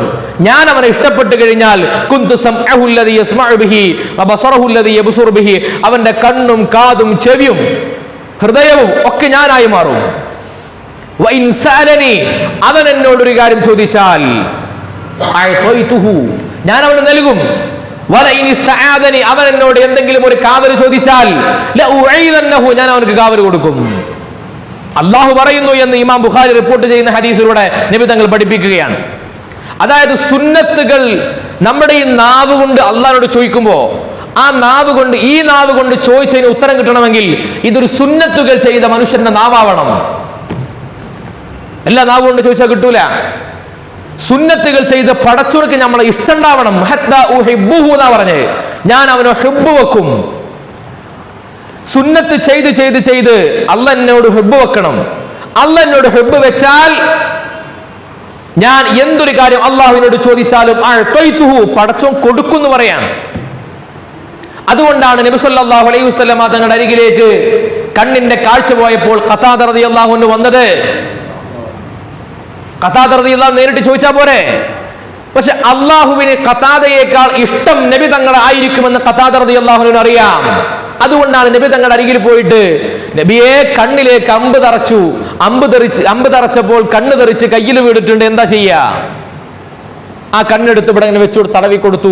മരിക്കുന്നവരെ ഒരു അസുഖം ഉണ്ടായില്ല, കണ്ണിന്റെ കാഴ്ച കിട്ടി. ഇത് ഖുർആൻ പറഞ്ഞ കാര്യം, ഹദീസ് പറഞ്ഞ കാര്യമാണ്. നബി തങ്ങൾ പറയുന്നുണ്ട്, അള്ളാഹ്ക്ക് ചില അടിമകളുണ്ട്. ആ അടിമകൾ ലൗ അഖ്സമ അലല്ലാഹി ലഅബറ, അവർ ഒരു കാര്യം പറഞ്ഞാൽ അത് നടപ്പിലാക്കി കൊടുക്കും. ഒരു വാക്കൊരു പറഞ്ഞാൽ നടപ്പിലാക്കും. മഹാനായ സഅദ് ഇബ്നു അബി വഖാസ് റളിയല്ലാഹു അൻഹു, മഹാനവറുകള് നബി തങ്ങളുടെയൊക്കെ കാലശേഷം, കുറെ കൊല്ലങ്ങൾക്ക് ശേഷം അങ്ങാടിയിൽ അവിടെ ഭയങ്കര പ്രശ്നമുണ്ടായി. നബി തങ്ങളുടെ സ്വഹാബികളെയും കുടുംബത്തെയും ഒക്കെ പരിഹസിക്കുന്ന പുത്തൻവാദികളായ ആളുകൾ വന്നു. അങ്ങാടിയിൽ പോയപ്പോൾ ആ അങ്ങാടിയിൽ നിന്നുകൊണ്ട് ഒരാൾ പരസ്യമായിട്ട് അഹ്ലുബൈത്തിനെയും സ്വഹാബത്തിനെയും വിമർശിക്കുകയാണ്. ഖവാരിജികളിൽപ്പെട്ട ആളുകൾ വിമർശിക്കുകയാണ്, നല്ല ചീത്ത പറയാണ്. മഹാനായ സഅദ് തങ്ങൾക്ക് സഹിക്കാൻ കഴിഞ്ഞില്ല. സഅദ് റളിയല്ലാഹു അൻഹു നേരെ പോയിട്ട് വുളു എടുത്ത് 2 റക്അത്ത് നിസ്കരിച്ചു. എന്നിട്ട് റബ്ബിനോട് പറഞ്ഞു, അല്ലാഹുവേ, നിന്റെ പ്രവാചകന്റെ അനുയായികളെയും നിന്റെ പ്രവാചകന്റെ കുടുംബത്തെയും പരസ്യമായി ചീത്ത പറയുന്ന മനുഷ്യന് നിന്റെ ഖുദ്റത്തും ഖഹ്രിയത്തും ഈ സമയം നീ കാണിച്ചു കൊടുക്കണേ പടച്ചോനെ. ഈ നാട്ടുകാർ ഇവിടെ നിന്ന് പിരിയുന്നതിന്റെ മുമ്പ് കാണിച്ചു കൊടുക്കണേ പടച്ചോനെ. സഅദ് റളിയല്ലാഹു അൻഹു നിസ്കാരപ്പായിൽ ദ്വാരക്കാണ്. എന്താ സംഭവിച്ചെന്നറിയോ? ആ അങ്ങാടിയിൽ ഏതാനും സമയത്തിന്റെ ഉള്ളിൽ കണ്ടുകള് ഒരു കുതിര, വഴിതെറ്റിയ കുതിര, മതമിളകിയ കുതിര ഓടി വരുന്നു. വേഗതയിൽ ഓടി വരുന്നു. കുളമ്പടി ശബ്ദം, പൊടിപടലങ്ങൾ. ആ കുതിര ഇങ്ങനെ ആളുകൾക്കിടയിലൂടെ ഓടി വന്ന് ഒരാളെയും ഒന്നും ചെയ്യുന്നില്ല. നേരെ ഓടി വന്നിട്ട് ആ കുതിര ഈ നബി സല്ലല്ലാഹു അലൈഹി വസല്ലം തങ്ങളുടെ സ്വഹാബത്തിനെ ചീത്ത പറയുന്ന മനുഷ്യനെ, ആ മനുഷ്യന്റെ അരികിലേക്ക് നേരെ വന്നിട്ട് അയാളെ കോരിയെടുത്തിട്ട് അന്തരീക്ഷത്തിലേക്ക് ഒരൊറ്റ തട്ടാണ്. നേരത്തെ ഒരൊറ്റ തട്ട്. ആ തട്ടിൽ അന്തരീക്ഷത്തിലേക്ക് ഉയർന്നു പോയിട്ട് താഴെ വന്ന് തലയടിച്ച് വീണ് തൽക്ഷണം മരിച്ചുപോയി. സഅദ് ഇബ്നു അബീ വഖാസ് റളിയല്ലാഹു അൻഹു ഒരൊറ്റ പ്രാർത്ഥനയാണ്, ഒറ്റ ദുആ. അതാ ഹദീസ് പറഞ്ഞത്, എന്നോട് ചോദിക്കേണ്ട താമസം ഞാൻ കൊടുക്കും. എന്നോട് ചോദിച്ചാൽ മതി, ഞാൻ കൊടുക്കും. ആ ചോദ്യവും കൊടുക്കലും ബാക്കിയുള്ള ആളുകളെ കൊണ്ട് കിട്ടിക്കൊള്ളുന്നുണ്ടോ? ഇല്ല. അതുകൊണ്ടാണ് നബി സല്ലല്ലാഹു അലൈഹി വസല്ലം തങ്ങളുടെ കാലശേഷം ഉമർ റളിയല്ലാഹു അൻഹു ഭരണകാലമാണ്. നാട്ടിൽ മഴയില്ല, ഭയങ്കര ക്ഷാമം, മഴയില്ലാതെ കുടുങ്ങിയിരിക്കുകയാണ്. ആ കുടുങ്ങിയ സമയത്ത് ഒരാൾ വന്നിട്ട് നബി സല്ലല്ലാഹു അലൈഹി വസല്ലം തങ്ങളുടെ ഖബറു ഷരീഫിന്റെ അരികിൽ വന്നിട്ട് പറഞ്ഞു, ഇസ്തസ്ഖിലി ഉമ്മത്തിക യാ റസൂലല്ലാഹ്, നബിയെ നിങ്ങളുടെ ഉമ്മത്തിന് മഴ വേണം, നിങ്ങൾ മഴയ്ക്ക് വേണ്ടി ദ്വാരക്കണം, മഴ കൊടുക്കണം, മഴ കൊടുക്കണം. നബി സല്ലല്ലാഹു അലൈഹി വസല്ലം തങ്ങളുടെ ഖബറു ഷരീഫിന്റെ അരികിൽ വന്നിട്ടാ ചോദിക്കുന്നത്. ഉമർ റളിയല്ലാഹു അൻഹു നബി സല്ലല്ലാഹു അലൈഹി വസല്ലം തങ്ങൾ ആ ചോദ്യത്തിന് ശേഷം സ്വപ്ന ദർശനം, ഈ മനുഷ്യന് സ്വപ്ന ദർശനത്തിലൂടെ നബി തങ്ങൾ വന്നിട്ട് സന്തോഷ വാർത്ത അറിയിച്ചു എന്നാണ്. നബി സല്ലല്ലാഹു അലൈഹി വസല്ലം തങ്ങൾ ലോകത്തോട് വിട പറഞ്ഞു പോയി. ഏതാനും ദിവസങ്ങൾ കഴിഞ്ഞപ്പോൾ അഅറാബിയായ മനുഷ്യൻ, ആ മനുഷ്യൻ ഹബീബിന്റെ ഖബറു ഷരീഫിന്റെ അരികിലേക്ക് വന്നു. എന്നിട്ട് അവിടെ വന്നിട്ട് പറഞ്ഞു, നബിയെ ഖുർആൻ പറഞ്ഞിട്ടുണ്ട്, വലൗ അന്നകും മിൻ ളലമു അൻഫുസകും ജാഊക, ആരെങ്കിലും എന്തെങ്കിലും കുരുത്തക്കേട് കാണിച്ചാൽ നിങ്ങളുടെ അരികിലേക്ക് വരും, നിങ്ങളുടെ ഇസ്തിഗ്ഫാർ അവർക്ക് വേണ്ടി പൊറുക്കലിനെ തേടാൻ വേണ്ടി ദ്വാരക്കാൻ പറയും, നിങ്ങൾ അവർക്ക് വേണ്ടി ഇസ്തിഗ്ഫാർ ചോദിച്ചാൽ അല്ലാഹു തആല പൊറുത്തു കൊടുക്കും. ഖുർആനിലെ ആയത്താണ്. അതുകൊണ്ട് നബിയെ, ജീവിതകാലത്ത് ഞാൻ ഇവിടെ വന്നിരുന്നു, ഇതാ ഇപ്പോൾ അങ്ങ് വഫാത്തായപ്പോൾ ഇതാ ഞാൻ ഇവിടെ എത്തിയിരിക്കുന്നു, അങ്ങയുടെ മുഖാന്തരം പൊറുക്കലിനെ ചോദിക്കാൻ വേണ്ടി ഞാൻ എത്തിയിരിക്കുകയാണെന്ന് പറഞ്ഞിട്ട് ആ ഖബറു ഷരീഫിന്റെ അരികിൽ വന്ന് മുഖം മണ്ണിൽ അമർത്തിയിട്ട് ചോദിക്കുന്ന ചോദ്യം ഇമാം ഖുർത്തുബി റളിയല്ലാഹു അൻഹു പോലെയുള്ളവർ തഫ്സീറിൽ രേഖപ്പെടുത്തിയിട്ടുണ്ട്. ഇത് ചെയ്യാൻ പാടില്ലാത്ത കാര്യമാണെന്ന് ആ പരിസരത്തുള്ള ഒരു മനുഷ്യനും പറഞ്ഞില്ല. ഇത് രേഖപ്പെടുത്തിയ ഇമാമിങ്ങൾക്ക് ആർക്കും ഇത് ചെയ്യാൻ പാടില്ലാത്ത കാര്യമാണെന്ന് തോന്നിയില്ല. അത് മഹബത്ത് കൊണ്ട് ചെയ്യുന്ന കാര്യമാണ്. ഹുബ്ബുള്ളവർക്ക് അത് വരൂ. ഇതാണ് ആദരവ്. അപ്പൊ അല്ലാഹു തആല അവൻ ഇഷ്ടപ്പെട്ട ആളുകൾക്ക് ഒരുപാട് നമുക്കുള്ള പരിധികൾ ഇല്ലാതെ അവർക്ക് ധാരാളം കാര്യങ്ങൾ ചെയ്തു കൊടുക്കും. നമുക്കൊരേ പരിധികളുണ്ട്. ആ പരിധികളില്ലാതെ ഇവർക്ക് ഒരുപാട് കാര്യങ്ങൾ ചെയ്തു കൊടുക്കും. അങ്ങനെ കാര്യങ്ങൾ അല്ലാഹു തആല ചെയ്തു കൊടുത്താൽ അവർ മുഖേന ആ കാര്യങ്ങളെ നേടിയെടുക്കാൻ ആവശ്യപ്പെടുക, അവരോട് ചോദിക്കുക, ആവശ്യപ്പെടുക എന്നത് ഒരു സാമാന്യം ഒരു മനുഷ്യൻ ചെയ്യുന്ന ഒരു കാര്യമാണ്. ലോകത്ത് സാമാന്യം ഏതൊരാളും ചെയ്യുന്ന കാര്യമല്ല. അതിനെക്കുറിച്ചാണ് ഇവർ ആരാധന എന്ന് പറയുന്നത്. സ്വാലിഹീങ്ങളായ ആളുകൾക്ക് അല്ലാഹു തആല കൊടുത്ത ആ ഒരു പദവിയുണ്ട്. ആ പദവിയെ നമ്മൾ ആദരിച്ച് അവരിലൂടെ നമ്മുടെ കാര്യങ്ങൾ നേടണമെന്ന് അല്ലാഹുവിനോട് ആവശ്യപ്പെടുന്നത് എങ്ങനെയാണ് ആരാധനയായി മാറുക? അതെങ്ങനെ ഇബാദത്തായി മാറുക? ഒരാളോട് ആരാധന ഉണ്ടാവണമെങ്കിൽ ഇബാദത്തിന്റെ അർത്ഥം എന്താ അറിയോ? ഇബാദത്തിന്റെ അർത്ഥം എന്ന് പറഞ്ഞാൽ അഖ്സാ ഗായത്തുൽ ഖുദൂഇ വത്തദല്ലുൽ എന്നാണ്. അങ്ങേയറ്റത്തെ ബഹുമാനം, അങ്ങേയറ്റത്തെ ആദരവ്, അങ്ങേയറ്റത്തെ വണക്കം. ഇതിനാണ് ഇബാദത്ത് എന്ന് പറയാം. അങ്ങേയറ്റത്തെ വണക്കം, ഇതിനാണ് ഇബാദത്ത് എന്ന് പറയാം. ഈ അങ്ങേയറ്റത്തെ വണക്കം എന്ന് പറഞ്ഞാൽ ഈ വണക്കം, ആദരവ്, ബഹുമാനം എന്നുള്ളതൊക്കെ എവിടെ ഉണ്ടാവണതാണ്? കൽബിലുണ്ടാവണം. അപ്പൊ നമ്മളിങ്ങനെ ആലോചിച്ച് നോക്കുക, നമ്മൾ അള്ളാഹിന്റെ മുമ്പിൽ നമ്മൾ മഗ്രിബിക്കും കൂടി നിന്നിട്ടുള്ളൂ അല്ലേ? അള്ളാഹുവിന്റെ മുമ്പിൽ നമ്മൾ മഗ്രിബിക്കാണ് നിന്നു. എങ്ങനെ? ഭാഗം കൊടുത്ത് നിസ്കരിക്കുക, അല്ലാഹു അക്ബർ, ആർക്കോ വേണോ വേണ്ട വെച്ച് നമ്മൾ നിൽക്കുകയാണ്.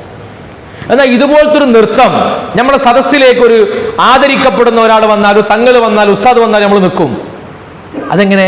വളരെ ഭക്തിയോടുകൂടെ ആയിരിക്കും നിൽക്കുക. പോലീസ് സ്റ്റേഷനിൽ നമ്മളെ ബൈക്കോ വാഹനമോ ഒക്കെ ആരെങ്കിലും പോലീസുകാർ പിടിച്ചുകൊണ്ട് പോയിട്ട് നമ്മളെ വാങ്ങാൻ വേണ്ടി ചെന്നാല് പോലീസിന്റെ മുമ്പിൽ വളരെ ആദരവോടുകൂടി നിൽക്കുക, കയ്യൊക്കെ സാറേ സാറേ സാറേ എന്ന് പറഞ്ഞിട്ട് അല്ലേ? ആ ആദരവിന്റെ 1% കൂടി അള്ളാഹിന്റെ മുമ്പിൽ നിൽക്കുമ്പോൾ ഉണ്ടാവില്ല. അല്ലാഹു അക്ബർ വേണമെങ്കിൽ എടുത്ത പഠിച്ചവൻ എന്നുള്ള നിലക്ക് നമ്മൾ നിസ്കരിക്കും. സത്യത്തിൽ പുറത്തുനിന്ന് നോക്കുന്ന ഒരാൾക്ക് ഈ മനുഷ്യന് ഏറ്റവും കൂടുതൽ ആദരവുള്ളത് പോലീസിനോടാ പടച്ചവനോടാ? പ്രത്യക്ഷത്തിൽ നോക്കിയാൽ കാണുക പോലീസിനോടാണ് അല്ലേ? കാരണം ഭയങ്കര ആദരവ്. കുഞ്ഞിങ്ങനെ നിൽക്കുന്നത് ആരുടെ മുമ്പിലാണ്? പോലീസിന്റെ മുമ്പിലാണ്. അള്ളാന്റെ മുമ്പിലോ വേറെ ഏതോ ഒരു ലോകത്താണ്, ഒരു ആദരവും എനിക്കില്ല, അങ്ങനെയല്ലേ പറയാം? അപ്പൊ പോലീസിനോട് കാണിച്ചതാണോ ഇബാദത്ത്? അത് അള്ളാഹിനോട് കാണിച്ചതോ? അത് അള്ളാഹ്ക്ക് കൊടുത്താണ് ഇബാദത്ത്, പോലീസിന് കൊടുത്ത ഇബാദത്തല്ല. എന്തുകൊണ്ടാ? ഒരു കാര്യം അങ്ങേയറ്റത്തെ ആദരവാവണതും അങ്ങേയറ്റത്തെ ബഹുമാനമാകണതും എങ്ങനെയെന്നറിയോ? നമ്മളെ പ്രവർത്തനം നോക്കിയിട്ടല്ല. പ്രവർത്തനം നോക്കി തീരുമാനിക്കാൻ കഴിയില്ല. കാരണം ആദരവ് എന്നുള്ള കൽബിലുണ്ടാവുന്നതാണ്. പോലീസിന്റെ മുമ്പിൽ ഇങ്ങനെ ഭക്തിയിൽ നിൽക്കുമ്പോൾ ഓന്റെ ഉള്ളിലുണ്ടാവുക ഈ നമുക്ക് പോലീസ് അല്ലെങ്കിൽ ഇപ്പൊ ഒന്ന് കൊടുത്തിരുന്നു നോക്കാൻ ഓന്റെ ഉള്ളിലുണ്ടാവുക അല്ലേ? അത് മനസ്സിലുണ്ടാവുന്ന ഒരു വികാരമാണ്. അതെങ്ങനെയാണ്? നമ്മുടെ മനസ്സിൽ ഇങ്ങനെ ഓരോ തട്ടുണ്ട്.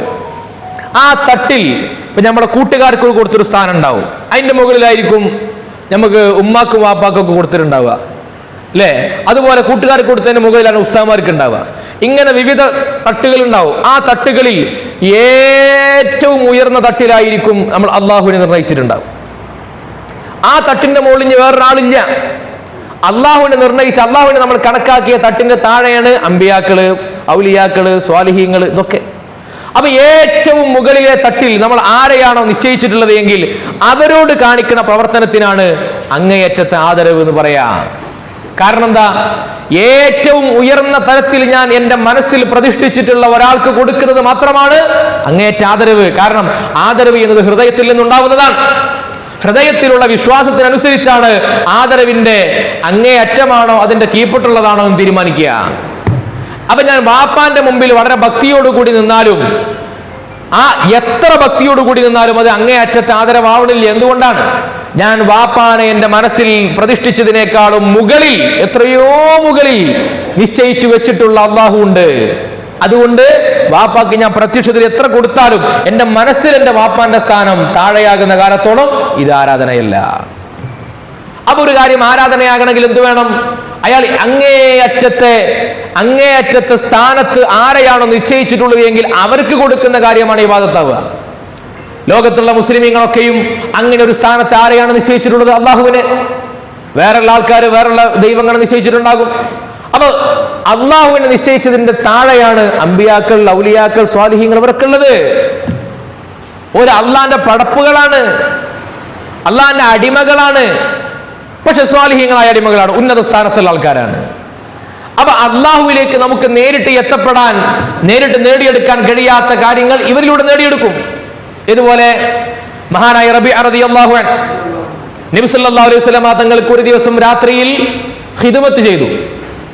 ഉളു എടുക്കാൻ വെള്ളമൊക്കെ കൊടുത്തു. നബി തങ്ങൾക്ക് വലിയ ഇഷ്ടമായി. റബീഅ, അങ്ങക്ക് എന്താ വേണ്ടിച്ച ചോദിച്ചോളൂ, ഞാൻ തരാം. എന്തു വേണമെങ്കിലും ചോദിച്ചാ. കിട്ടിയ സന്ദർഭമല്ലേ? റബീഅ റളിയല്ലാഹു അൻഹു നബി സല്ലല്ലാഹു അലൈഹി വസല്ലം തങ്ങളോട് ചോദിച്ചു, അസ്അലുക മുറാഫഖതക ഫിൽ ജന്നഹ്, നബിയെ സ്വർഗത്തിൽ അങ്ങയുടെ കൂടെ നിൽക്കാൻ എനിക്ക് അവസരം ഉണ്ടാവണം. മുറാഫഖതക ഫിൽ ജന്ന, സ്വർഗം വേണമെന്നല്ല, നബി എവിടെയാണ് സ്വർഗത്തിലുള്ളത് അവിടെ ഫുള്ള് ഞാൻ ഉണ്ടാവണം. റഫീഖ് എന്ന് പറഞ്ഞാൽ എന്താ? വിട്ടുപിരിയാത്ത കൂട്ടുകാരനാണ്, എവിടെ പോയാലും കൂടെ ഉണ്ടാവും. അതാണ് റഫീഖ്. നബി സല്ലല്ലാഹു അലൈഹി വസല്ലം തങ്ങൾ സ്വർഗത്തിലെ ഫിർദൗസുൽ അഅല എന്ന് പറയുന്ന ഉയർന്ന പോസ്റ്റിലുണ്ടാവുക. അതാ ചോദിക്കണത്, അവിടെ എനിക്ക് കൂടെ നിൽക്കാൻ പറ്റണമെന്ന്. അപ്പൊ നബി സല്ലല്ലാഹു അലൈഹി വസല്ലം തങ്ങൾ എന്താ പറഞ്ഞ്? ഓ, സ്വർഗം തരുന്ന കാര്യം അത് എന്നെ കൊണ്ട് കഴിയൂല, അത് അള്ളാഹിനോട് തന്നെ പോയി ചോദിക്കോ, വേറെ വല്ലതും വല്ല ചായ കടി എന്തെങ്കിലും വേണമെങ്കിൽ എന്നോട് ചോദിച്ചാൽ ഞാൻ തരാം. അങ്ങനെ പറഞ്ഞ് അല്ല, നീ സുജൂദ് ചെയ്ത് ജീവിച്ചോ, സന്തോഷ വാർത്ത നിനക്ക് കിട്ടും. നബി സല്ലല്ലാഹു അലൈഹി വസല്ലം ഒരു മനുഷ്യനെ അള്ളാഹിനോട് ചോദിക്കാൻ പറ്റുന്നത് ഏറ്റവും വലിയ ചോദ്യം എന്താ? സ്വർഗല്ലേ. അതിനപ്പുറത്ത് ഇനി എന്താ ചോദിക്കാനുള്ളത്? അതാണ് നബി തങ്ങളോട് ചോദിക്കുന്നത്. അപ്പൊ അള്ളാഹ്ക്ക് വല്ല പൊറുതിയോടുണ്ടായോ? ഓ, ഞാൻ ഇത്ര ഇടങ്ങറായിട്ട് ഒരു സ്വർഗ്ഗമൊക്കെ ഉണ്ടാക്കിയിട്ട് ഈ റബിയെ എന്നോട് ചോദിച്ചില്ലല്ലോ, ഞാനല്ലേ സ്വർഗം കൊടുക്കുന്ന ആള്. മുഹമ്മദ് നബിക്ക് അറിയില്ല സ്വർഗം എന്റേതാണെന്ന് അറിയില്ല. എന്നാ മുഹമ്മദ് നബി ഒന്ന് പറയണ്ടേ, റബിയ സ്വർഗം അള്ളാന്റെയാണ്, അള്ളാഹിനോട് ചോദിച്ചോന്ന് മുഹമ്മദ് നബി ഒന്ന് പറഞ്ഞില്ലേ? അള്ളാഹ്ക്ക് വല്ല കുറ്റുണ്ടായോ അതിന്റെ പേരിൽ? അത് അള്ളാഹു താല നിശ്ചയിച്ച വഴി തന്നെ അങ്ങനെയാണ്. നമ്മളെ മാറിയല്ലോ. നമ്മളെ വിചാരം എന്താ? അള്ളി നമ്മളെ മാറിയേക്കാരം, നമ്മൾ കൊടുക്കേണ്ട സാധനം നമ്മളിലൂടെ തന്നെ പോയിട്ടില്ല എന്നുണ്ടെങ്കിൽ നമുക്കൊരു കുറ്റുണ്ടാവണ മാതിരി അള്ളാഹ്ക്കൊരു കുറ്റുണ്ടാവും എന്നുള്ളതാണ് നമ്മളൊക്കെ ഒരു തോന്നല്. അള്ളാഹ്ക്ക് ഇത് വലിയ ഇഷ്ടമാണ്. അള്ളാഹ്ക്ക് വലിയ ഇഷ്ടമാണ്. കാരണം എന്താ? നബി സല്ലല്ലാഹു അലൈഹി വസല്ലമ തങ്ങളോട് റബീഅ റളിയല്ലാഹു അൻഹു സ്വർഗം പോയി ചോദിക്കുന്നത് നബി തങ്ങൾ സ്വർഗത്തിന്റെ സൃഷ്ടാവാണ് എന്ന വിശ്വാസത്തിലാണോ? അല്ല. നബി സല്ലല്ലാഹു അലൈഹി വസല്ലമ തങ്ങളാണ് സ്വർഗത്തിന്റെ എല്ലാം നിയന്ത്രിക്കുന്നത് എന്ന വിശ്വാസത്തിലാണോ? അല്ല. സ്വർഗം അള്ളാന്റെയാണ്. അള്ളാഹ്ക്ക് ഏറ്റവും ഇഷ്ടമുള്ള ആളാണ് നബിതങ്ങള്. അപ്പൊ അതുകൊണ്ട് നബിതങ്ങളോട് പോയി സ്വർഗം ചോദിച്ചാൽ അത് ആർക്ക് ഇഷ്ടപ്പെടും? അള്ളാഹ്ക്ക് ഇഷ്ടപ്പെടും. അതുകൊണ്ട് അള്ളാഹ് തരുന്നുള്ള വിശ്വാസത്തിലാണ്. അതുകൊണ്ടാണ് നബി സല്ലല്ലാഹു അലൈഹി വസല്ലം തങ്ങൾ ഒരു എതിർപ്പും പറയാതിരുന്നത്. അല്ലെങ്കിൽ പറയണ്ടേ അല്ലേ? നബി സല്ലല്ലാഹു അലൈഹി വസല്ലം തങ്ങൾ ഒരു എതിർപ്പും പറഞ്ഞില്ല. നബി തങ്ങൾ അതിന് അംഗീകാരം കൊടുത്തു. അങ്ങനെ എത്ര സംഭവങ്ങൾ സ്വഹാബികൾക്ക്. മഹാനായ ഇബ്നു ഉമർ റളിയല്ലാഹു അൻഹുവിന്റെ കാല് കോച്ചിപ്പോയി, കാലിങ്ങനെ ഉളുക്കിപ്പോയപ്പോ പറഞ്ഞു, ഒരാള് ഉളുക്കിപ്പോയപ്പോ ഇബ്നു ഉമർ തങ്ങളുടെ അരികിൽ ഒന്ന് പരാതി പറഞ്ഞു, കാല് കോച്ചിക്കണത്. അപ്പൊ എന്താ പറഞ്ഞത്? ഉദ്കുർ അഹബ്ബൻ നാസിലൈക, നിങ്ങൾക്ക് ഏറ്റവും ഇഷ്ടമുള്ള ആളെ പേര് പറഞ്ഞോളി എന്നാണ്. അയാൾ പറഞ്ഞു യാ മുഹമ്മദ് സല്ലല്ലാഹു അലൈഹി വസല്ലം. ആ പേര് പറഞ്ഞപ്പോഴേക്ക് കാലിന്റെ ഉളുക്കൽ അങ്ങോട്ട് പോയി. ഇതാ ഇമാം ബുഖാരി റളിയല്ലാഹു അൻഹു റിപ്പോർട്ട് ചെയ്ത സംഭവം. ഇങ്ങനെ ഒരു കാര്യം നടക്കൂല എന്നുണ്ടെങ്കിൽ ഇമാം ബുഖാരി തങ്ങൾ റിപ്പോർട്ട് ചെയ്യോ? ഇമാം ബുഖാരി റളിയല്ലാഹു അൻഹു ഉദ്ധരിച്ചതാണ്. കാല് കോച്ചിയപ്പോൾ നബി സല്ലല്ലാഹു അലൈഹി വസല്ലം തങ്ങളുടെ പേര് വിളിച്ചു. അതെന്താ കാരണം? നമുക്ക് കാണാൻ കഴിയാത്ത കാര്യങ്ങളെ, നമുക്കറിയാൻ കഴിയാത്ത കാര്യങ്ങളെ അല്ലാഹു തആല അത്ഭുതകരമായി മറ്റു പല ആളുകളിലൂടെ നടപ്പിലാക്കി കൊടുക്കും. അതുകൊണ്ട് നമ്മൾ അസൂയപ്പെട്ടൊരു കാര്യം ചെയ്താൽ അല്ലാഹു തആല അവർക്ക് കൊടുത്തൊരു പദവിയാണ്. ഈ ഔലിയാക്കളെയും സാലിഹ്യങ്ങളെയും അംഗീകരിക്കാൻ കഴിയാത്തതാണ് ഈ പറയപ്പെട്ട ആൾക്കാർക്കുള്ള കുഴപ്പം. ഓരെ സംബന്ധിച്ചിടത്തോളം ഔലിയാക്കള് അമ്പിയാക്കള് നമ്മള് ഒക്കെ ഒന്ന് തന്നെ. ഓല് വേറെ വാപ്പാന്റെ കുട്ടികൾ, നമ്മൾ വേറെ വാപ്പാന്റെ കുട്ടികളൊക്കെ ഒന്ന് തന്നെ, വേറെ വ്യത്യാസമൊന്നുമില്ല. ഇങ്ങനെ നിസ്സാരവൽക്കരിക്കുന്നതാണ് ഏറ്റവും വലിയ പ്രശ്നം. നമുക്ക് അറിയാൻ കഴിയാത്ത പല കാര്യങ്ങളും അല്ലാഹു തആല ഇവർക്ക് അറിയിച്ചു കൊടുക്കും. മഹാനായ ഇമാം മുഹമ്മദ് റളിയല്ലാഹു അൻഹു ഉദ്ധരിക്കുന്ന ഒരു സംഭവമുണ്ട്. സാലിം ഇബ്നു അബുൽ ജഅദ് എന്നവര് അദ്ദേഹം പറയാണ്, സ്വാലിഹ് നബി അലൈഹി സ്വലാത്തു വസ്സലാമിന്റെ കൂട്ടത്തിൽപ്പെട്ട ജനതയിൽപ്പെട്ട ഒരാള്, അങ്ങനെ അയാള് ആ ഖൗമ് അയാളെ ബുദ്ധിമുട്ടിച്ചു. അപ്പൊ അവര് പറഞ്ഞു, സ്വാലിഹ് നബിയോട് വന്നിട്ട് പറഞ്ഞു, യാ നബി അല്ലാഹു അലൈഹി, ആ ആൾക്കെതിരെ നിങ്ങളൊക്കെ ദ്വാരക്കണം, അയാൾ ഞങ്ങളെ വല്ല അടങ്ങറാക്കുന്നുണ്ടെന്ന് പറഞ്ഞു. അപ്പൊ ഫഖാൽ, സ്വാലിഹ് നബി അവരോട് പറഞ്ഞു, ഇദ്ഹബു ഫഖദ് കഫീതുമു, നിങ്ങൾ പോയിക്കോളി, കുഴപ്പമൊന്നും ഉണ്ടാവില്ല. അയാൾ എല്ലാ ദിവസവും കാട്ടിൽ പോയിട്ട് വിറക് കൊണ്ടുവരുന്ന ആളായിരുന്നു. തലയിൽ വിറക് വെട്ടി തലയിൽ കൊണ്ട് ചുമന്നു കൊണ്ടുവരും. അങ്ങനെ ഒരു ദിവസം അയാൾ ഈ ബുദ്ധിമുട്ടിച്ചിരുന്ന ഇയാൾക്കെതിരെ ദ്വാരന്നിരുന്നു അങ്ങനത്തെ ആള്, അയാൾ ഒരു ദിവസം 2 പത്തിരി അയാളുടെ കൂടെ കയ്യിൽ കരുതി. അതിൽ ഒന്ന് തിന്നു, ഒന്ന് അയാൾ സ്വതക്ക കൊടുത്തു, വേറൊരാൾക്ക് സ്വതക്ക കൊടുത്തു. എന്നിട്ട് പറഞ്ഞു, അയാള് വിറക് തലയിലേറ്റിട്ട് പിന്നെ അയാൾ പോയി. എന്നിട്ട് പറഞ്ഞു, അയാൾക്ക് ഒരു കുഴപ്പമില്ലാതെ അയാൾ വിറക് ചുമന്നിട്ട് ഇങ്ങനെ തിരിച്ചു വന്നു. അപ്പൊ നാട്ടുകാർ പറഞ്ഞു സാലിഹ് നബിയോട്, അല്ല നിങ്ങളല്ലേ പറഞ്ഞത് ഇയാളെ ഷർറ് കഴിഞ്ഞു പോകുന്നല്ലേ പറഞ്ഞത്, അയാൾ ഇതാ വിറകിട്ട് പിന്നെയും വന്നിട്ട് അയാൾക്കൊരു കുഴപ്പമുണ്ടായിട്ടില്ല. അപ്പൊ സാലിഹ് നബിക്ക് അത്ഭുതം, അങ്ങനെ സംഭവിക്കൂലല്ലോ. അപ്പൊ ചോദിച്ചു, അയ്യുഷൈൻ സ്വനഅത അൽയൗം, ജിന്ന് ചെയ്ത പണി എന്താ? അപ്പൊ പറഞ്ഞു, ഞാനിങ്ങനെ 2 പത്തിരി ഏറ്റ് പോയിരുന്നു, പക്ഷെ ആ പത്തിരി ഞാൻ ഒരാൾക്ക് സ്വതക്ക ചെയ്തു. അപ്പൊ സാലിഹ് നബി പറഞ്ഞു, എന്നാ ജന കെട്ടയ്ക്ക്. ആ തലയിൽ നിന്ന് ആ കെട്ട് കണ്ട് അയച്ചു നോക്കി, വിറകെടുത്ത് നോക്കുമ്പോൾ അതിനുള്ളിൽ വലിയൊരു പാമ്പ്. സ്വാലിഹ് നബി അലൈഹി സ്വലാത്തു വസ്സലാമിന്റെ ആ വാക്ക് അനുസരിച്ചിട്ട് ഇയാൾ ആ പാമ്പിന്റെ കുത്തേറ്റിട്ട് കടിയേറ്റിട്ട് മരിക്കേണ്ട ആളായിരുന്നു. പക്ഷെ അയാളെ സ്വതക്കൊണ്ട് കേസിലായതാ. അപ്പൊ അള്ളാഹുവിന്റെ പ്രവാചകന്മാരായ ആളുകൾക്ക് അയാൾ പറഞ്ഞു എന്റെ സ്വതക്കൊണ്ട് കേസിലായതാണെന്ന് പറഞ്ഞു സ്വാലിഹ് നബി. ഇമാം മുഹമ്മദ് റളിയല്ലാഹു അൻഹു റിപ്പോർട്ട് ചെയ്തിട്ടുണ്ട്, ഹയാത്തുൽ ഹയവാൻ എന്ന കിതാബിൽ ഈ സംഭവം ഉദ്ധരിച്ചതായിട്ട് കാണാൻ കഴിയും. അപ്പൊ അള്ളാഹുവിന്റെ ഔലിയാക്കളായ ആളുകൾക്ക് അവർ ഒരു കാര്യം പറഞ്ഞാൽ നടക്കും. ചരിത്രത്തിൽ കണ്ടിട്ടില്ലേ, മഹാനായ ജഅഫർ റളിയല്ലാഹു അൻഹു പോലെയുള്ള ആളുകൾ അവർ കാട്ടിൽ നിസ്കരിക്കുന്ന സമയത്ത് സിംഹം അവർക്ക് കാവൽ നിന്നിരുന്നു.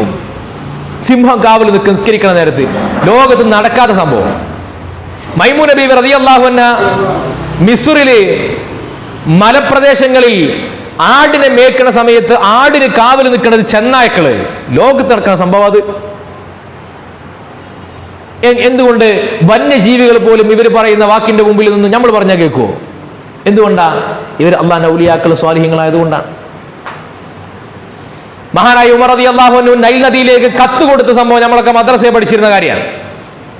നൈൽ നദി ഇങ്ങനെ കരകവിഞ്ഞൊഴുകി, എല്ലാ കൊല്ലും കരകവിഞ്ഞൊഴുകും. പ്രശ്നമാണ്, ഒരു നല്ല സുന്ദരിയായ ഒരു പെണ്ണിനെ എല്ലാ വസ്ത്രവും സുഗന്ധമൊക്കെ പൂശിയിട്ട് നൈൽ നദി കണ്ട് എറിയണം, എന്നാലേ പിന്നെ കേസിലാവുള്ളൂ. നാട്ടുകാർ പരാതി പറഞ്ഞു. അമർ ബിൻ ആസ് റളിയല്ലാഹു അൻഹു കത്തെഴുതി, ഇത് ഇസ്ലാമിൽ പറ്റൂല, എന്ത് വേണം? ഉമർ തങ്ങൾ ഒരു ലെറ്ററാണ് ആർക്ക്? കടലിന് ബിസ്മി ചൊല്ലിട്ട് എഴുതി, അതെ ഇജ് എൻ്റെ പൂതിക്ക് ഒഴുകുകയാണെങ്കിൽ ഒഴുകിക്കോ, പ്രശ്നമൊന്നുമില്ല. പക്ഷെ അള്ളാന്റെ തീരുമാനപ്രകാരം ഒഴുകുന്നുണ്ടെങ്കിൽ ഉമർ ദാ പറയണം, അള്ളാഹുവിന്റെ പേര് കൊണ്ട് ഇനി ഉണ്ടാവാൻ പാടില്ല.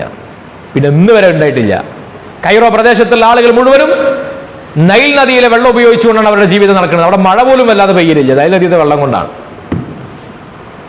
നമ്മൾ കത്ത് കൊടുത്തോട്ടെ, എന്താ സംഭവിക്കുക? നബി സല്ലല്ലാഹു അലൈഹി വസല്ലമ തങ്ങൾ മുഖേന, നബി സല്ലല്ലാഹു അലൈഹി വസല്ലമ തങ്ങൾ അവിടെ സ്വഹാബത്ത് മുഖേന, ഔലിയാക്കൾ മുഖേന, ഇങ്ങനെ നിരവധി കാര്യങ്ങൾ അല്ലേ? ഖത്താദ റളിയല്ലാഹു അൻഹുവിന്റെ കണ്ണ് നബി തങ്ങൾ ഇങ്ങനെ തടവി കൊടുത്തപ്പോൾ കണ്ണിന്റെ കാഴ്ച തിരിച്ചു കിട്ടി. ഈ കഥ അറിഞ്ഞ മുസൈലിമത്തുൽ കദ്ദാബ് എന്ന് പറഞ്ഞ കള്ളപ്രവാചകൻ, അയാൾ പറഞ്ഞു എന്നാ ഞാനും അങ്ങനെ ചെയ്യും. അപ്പൊ പറഞ്ഞു എന്നാ വരട്ടെ, കണ്ണ് കാണാത്ത ആളെ കൊണ്ടുവരാൻ പറഞ്ഞു. അയാളെ കണ്ണിന് തടവി കൊടുത്തു. അപ്പൊ അയാളെ മറ്റേ കണ്ണിന്റെ കാഴ്ച പോയി. ഇത് വെറുതെ കിട്ടൂല. സ്വലാഹിയത്തുള്ളോടത്ത് അള്ളാന്റെ ബർക്കത്തുണ്ടാവുക. നമ്മൾ കഴിഞ്ഞ ആഴ്ച പറഞ്ഞിരുന്നു, അത് സ്വാലിഹീങ്ങൾ എവിടെയുണ്ടോ അവിടെ അള്ളാന്റെ ബർക്കത്തുണ്ടാവും. ആ ബർക്കത്താണ് നമ്മൾ ചോദിക്കുന്നത്. ഇതിനെയാണ് ശിർക്കും കുഫറുമായിട്ട് ആരോപിക്കുന്നത്. ഇത് നമ്മൾ ഈ മഹാന്മാരോട് ആദരവ് കാണിക്കുന്നതിനെ എങ്ങനെങ്കിലും ശിർക്കാക്കണം, എങ്ങനെങ്കിലും ശിർക്കണം. അപ്പൊ അതിന് ഇവര് ചെയ്ത പണി എന്താ അറിയോ? കേരളത്തിലെ മുജാഹിദുകളായ ആളുകൾ അവർ ചെയ്ത പണി എന്താണ്? ഔലിയാക്കളെയും സ്വാലിഹീങ്ങളെയും ഒക്കെ പേര് വിളിക്കുന്നത്, സഹായം ചോദിക്കുന്നതൊക്കെ അള്ളാഹ്ക്ക് കൊടുക്കുന്ന ആരാധന ഇവർക്ക് കൊടുക്കലാണ് എന്ന് പറഞ്ഞു. നമ്മളെ കൽബൊന്നും നോക്കാതെ, വിശ്വാസമൊന്നും അന്വേഷിക്കാതെ ചെയ്ത പണിയാണോ? അപ്പൊ എന്ത് ചെയ്തു? ഇബാദത്ത് എന്ന് പറഞ്ഞാൽ ഈ നേരത്തെ ഞാൻ ഈ പറഞ്ഞ വിശദീകരണമൊക്കെ തിരുത്തേണ്ടി വരും. ഇതൊക്കെ ഇമാമിങ്ങൾ പറഞ്ഞ വിശദീകരണമാണ്. അപ്പോൾ തിരുത്തി ഓൽക്ക് നമ്മളെ മുശിരിക്കാക്കാൻ വേണ്ടിയിട്ട് ഇബാദത്തിന് പുതിയൊരു വിശദീകരണം കൊടുത്തു. എന്താ? മനുഷ്യന്മാരെ കഴിവിൽപ്പെടാത്ത ഒരു കാര്യം ആരോട് ചോദിച്ചാലും അത് ശിർക്കാണെന്ന് പറഞ്ഞു. ഏത്? മനുഷ്യന്മാരെ കഴിവിൽപ്പെടാത്ത ഒരു കാര്യം ആരോട് ചോദിച്ചാലും ശിർക്കാണ്. അത് കുറെ കാലം പ്രസംഗിച്ചിറന്നു. അപ്പൊ നമ്മൾ ഉസ്താദ്മാർ ചോദിച്ചു, അല്ല വലിയൊരു മരം അത് ഇവിടുന്ന് അങ്ങോട്ട് നീക്കി വെച്ചാളേ എന്ന് പറയല് മനുഷ്യന്മാരുടെ കഴിവിൽപ്പെട്ട കാര്യമല്ലല്ലോ. അല്ല. അപ്പൊ ഒരു ആനനെ കൊണ്ടുവന്നിട്ട് ആനയോട് പറയണം ഈ മരം ഒന്ന് അങ്ങോട്ട് നീക്കിക്കാന്ന് പറഞ്ഞാൽ മനുഷ്യന്മാരെ കഴിവിൽപ്പെടാത്തൊരു കാര്യം ആനയെ കൊണ്ട് ചെയ്യിപ്പിച്ചില്ലേ, അത് ആനയോട് ചോദിച്ചാൽ അത് ശിർക്കല്ലേ? അപ്പൊ JCB വിളിക്കലും ആനയെ വിളിക്കലും ഒക്കെ ശിർക്കായി മാറും ഈ നിർവചന പ്രകാരം. കുടുങ്ങി. അപ്പൊ കുടുങ്ങിയപ്പോ അതിനെ വിശദീകരിച്ചു. കുടുങ്ങിയപ്പോ പിന്നെ തിരുത്തി. അവർ മനുഷ്യ കഴിവിൽപ്പെടാത്തത് എന്നല്ല, മറഞ്ഞ വഴിയിലൂടെയുള്ള കാര്യങ്ങൾ. ആന നമ്മൾ നേരിട്ട് കാണാം, JCB നമുക്ക് നേരിട്ട് കാണാം. നമുക്ക് കാണാത്ത മറഞ്ഞ വഴിയിലൂടെയുള്ള കാര്യങ്ങൾ ചോദിക്കാൻ പാടില്ല. ഇപ്പൊ ഇവിടെ ഇല്ലാത്ത ഒരാള് കോഴിക്കോട്ടേക്ക് പോയ ഒരാളുണ്ട്. നമ്മളെ വാപ്പ കോഴിക്കോട്ടേക്ക് പോയി. നമ്മൾ ഇവിടുന്ന് വാപ്പാനോട് ഇവിടുന്ന് ഇങ്ങനെ വെറുതെ മറഞ്ഞ വഴിയിലൂടെ നമ്മളിങ്ങനെ പറയാം, വർത്താനം പറയാം, കാര്യങ്ങൾ ആവശ്യപ്പെടുക. അപ്പൊ മറഞ്ഞ വഴിയിലൂടെ ഒക്കെ ചെയ്യാൻ പറ്റുമെന്ന് വിശ്വസിച്ചിട്ട് പറയാണല്ലോ. അപ്പൊ കുടുങ്ങി. അപ്പൊ അങ്ങനെ വിശദീകരിച്ചപ്പോഴാണ് നമ്മളെ ഉസ്താദുമാര് കുറെ കാലം വെറുതെ പ്രസംഗിച്ചിരുന്നപ്പോൾ നമ്മുടെ ഉസ്താദ്മാർ പറഞ്ഞു, അല്ല അതെങ്ങനെ ശരിയാവുക? മഹാനായ പ്രവാചകൻ സല്ലല്ലാഹു അലൈഹി വസല്ലം തങ്ങൾ പഠിപ്പിക്കുന്ന ഹദീസ് ഇമാം ഹാക്കിം ഉദ്ധരിച്ചിട്ടുണ്ട്, ഇമാം അഹ്മദ് ഉദ്ധരിച്ചിട്ടുണ്ട്, ഇമാം നബവി റളിയല്ലാഹു അൻഹു ഉദ്ധരിച്ചിട്ടുണ്ട്. എന്താ ഹദീസ്? ഒരാൾ വഴിയറിയാതെ ഒരു കാട്ടിൽ ഒരു ഒഴിഞ്ഞ പ്രദേശത്ത് വഴിയറിയാതെ കുടുങ്ങി നിൽക്കുക. എന്താ കാട്ടേണ്ടത്? യാ ഇബാദല്ലാഹ് അഈനൂനി, അള്ളാന്റെ അടിമകളെ എന്നെ സഹായിക്കണം എന്ന് വിളിക്കാണ് വേണ്ടത്. എവിടെ? ഒരാളില്ലാത്ത പ്രദേശത്ത്, ഒരാളുമില്ല. മരുഭൂമിയിലൂടെ അങ്ങനെ നടന്നു പോകുമ്പോൾ വയ്യണ്ട് തെറ്റി, മരുഭൂമിയിലൂടെ പോകുമ്പോൾ തെറ്റുമല്ലോ. അപ്പൊ ഇനി എന്താ കാട്ടേണ്ടത്? നബി തങ്ങൾ പറയേണ്ടത് എന്താണ്? മരുഭൂമിയിലാണ്, ആരുമില്ല, ആരെ തന്നെ വിളിക്കണം? അള്ളാനെ തന്നെ വിളിക്കണം എന്നല്ലേ പറയേണ്ടത്. അതിന് പകരം നബി സല്ലല്ലാഹു അലൈഹി വസല്ലം തങ്ങൾ പഠിപ്പിക്കുകയാണ്, മരുഭൂമിയിലൂടെ പോകുമ്പോൾ വഴിയൊക്കെ തെറ്റി, ഒരാളും അവിടെ ഇല്ല, കാണാനും ഇല്ല, കേൾക്കാനും ഇല്ല. അവിടെ നിങ്ങൾ എന്ത് പറയണം? യാ ഇബാദല്ലാഹ് അഈനൂനി, അള്ളാന്റെ അടിമകളെ എന്നെ സഹായിക്കണേന്ന്. അവിടെ ഒരു അടിമ, ഒരു മനുഷ്യല്ലോ. ആരാണ് അടിമകൾ? ആ അടിമകൾ വിശദീകരിച്ചിട്ട് പണ്ഡിതന്മാർ പറഞ്ഞു, അത് മലക്കുകളാണ്, ജിന്നുകളാണ്. അള്ളാഹുവിന്റെ സ്വാലിഹീങ്ങളായ അടിമകൾ ജിന്നുകളും മലക്കുകളും സ്വാലിഹീങ്ങളുടെ റൂഹുകളും ഒക്കെ ആയിട്ട് ധാരാളം ഉണ്ടാകും, അതിനെ വിളിക്കാനാണെന്ന് പറഞ്ഞു. അപ്പൊ മുജാഹിദ് പിന്നെയും കുടുങ്ങി. കാരണം എന്താ? മറഞ്ഞ വഴിയിലൂടെയുള്ള വിളിയാണിത്. അള്ളാഹിന്റെ അടിമകളെ നേരിട്ട് അവിടെ കാണുന്നില്ലല്ലോ, പറഞ്ഞ വഴിയിലൂടെയുള്ള വിളിയല്ലേ.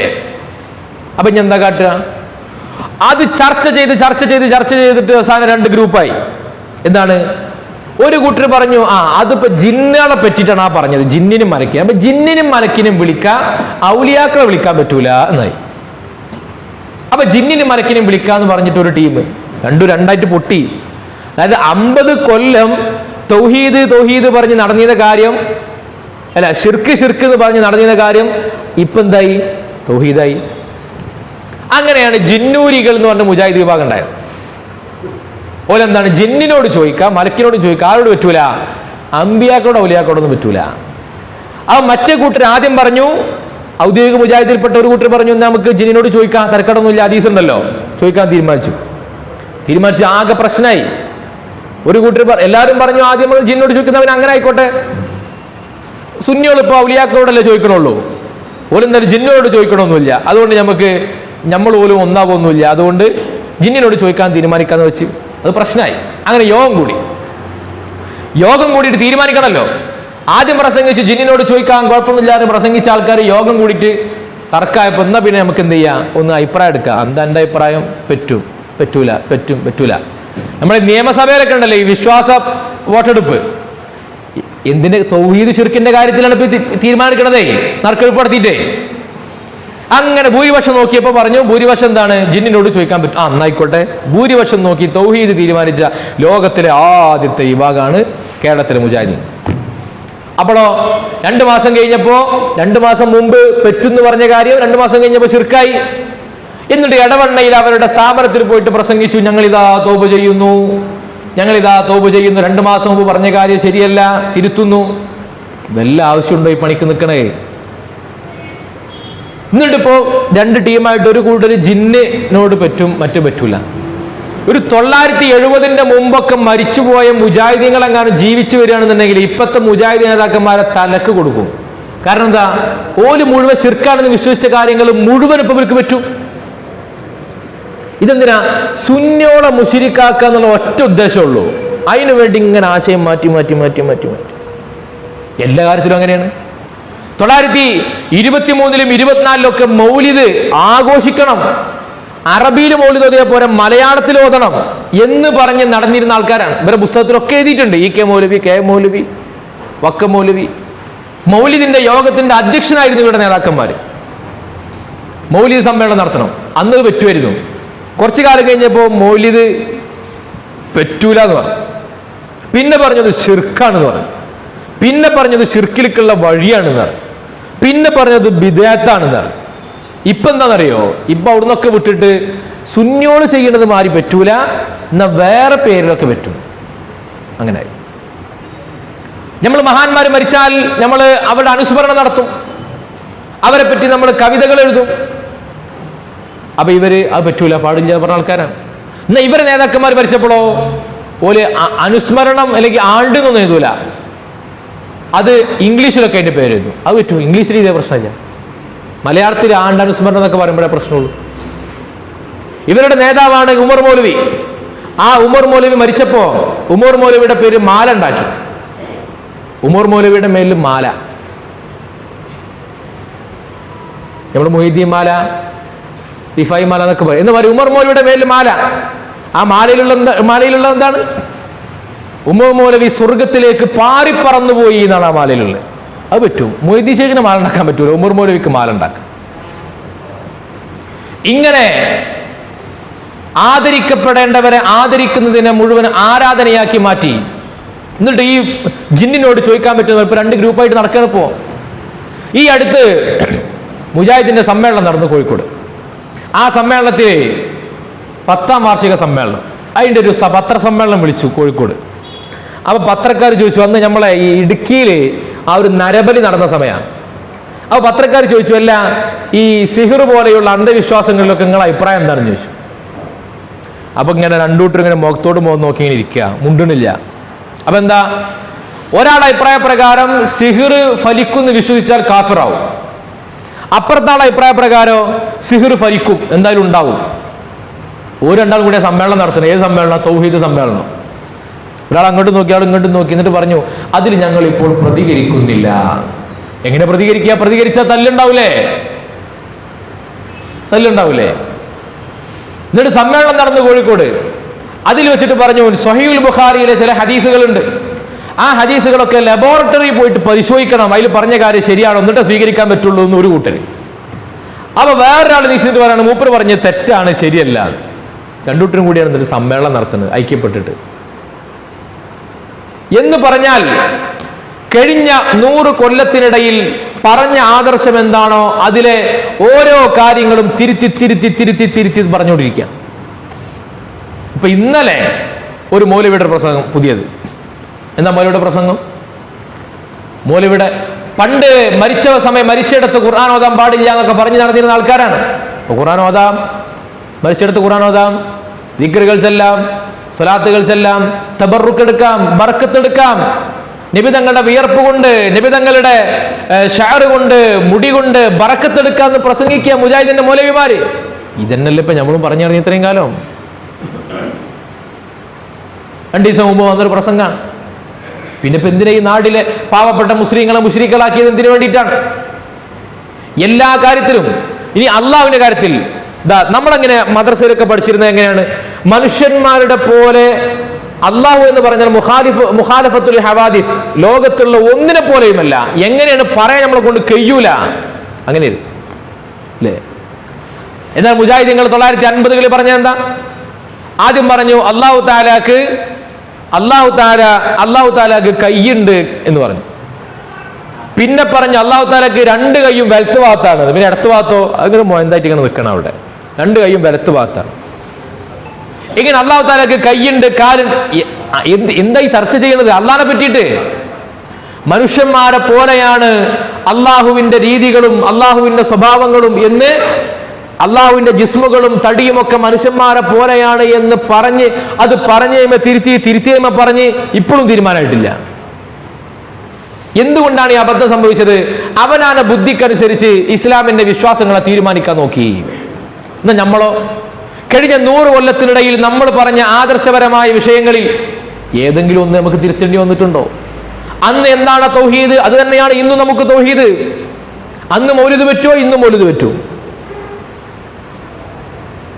ഏതൊക്കെയാണോ അന്ന് ശിർക്കായത് അത് തന്നെയാണ് ഇന്നും ശിർക്ക്. പക്ഷെ സുന്നികളെ ശിർക്കാക്കാൻ വേണ്ടി തിരക്ക് കൂട്ടിയതിനിടയിൽ ഇപ്പൊ സംഭവിച്ചത് എന്താണ്? മുജാഹിദ് 8 ഗ്രൂപ്പാണ്. ഒരു കൂട്ടർ മറ്റവരെ മുശരിക്കാക്കുന്നു, ഇവർ ഇങ്ങോട്ട് മുശരിക്കാക്കുന്നു. ആകെ തമ്മിൽ മുശരിക്കാക്കൽ. എന്തുകൊണ്ട് സംഭവിച്ചു? പരിശുദ്ധ ഇസ്ലാമിന്റെ പ്രമാണങ്ങളെയും നിയമങ്ങളെയും അതിന്റെ വഴിയിലൂടെ മനസ്സിലാക്കുന്നതിന് പകരം, അതിന്റെ യഥാർത്ഥ വഴിയിലൂടെ മനസ്സിലാക്കുന്നതിന് പകരം സ്വന്തമായ ബുദ്ധിയും ചിന്തയും അനുസരിച്ചുകൊണ്ട് വിലയിരുത്താൻ തുടങ്ങി. നമ്മളിതൊന്നും വെറുതെ ചെയ്യല്ലോ.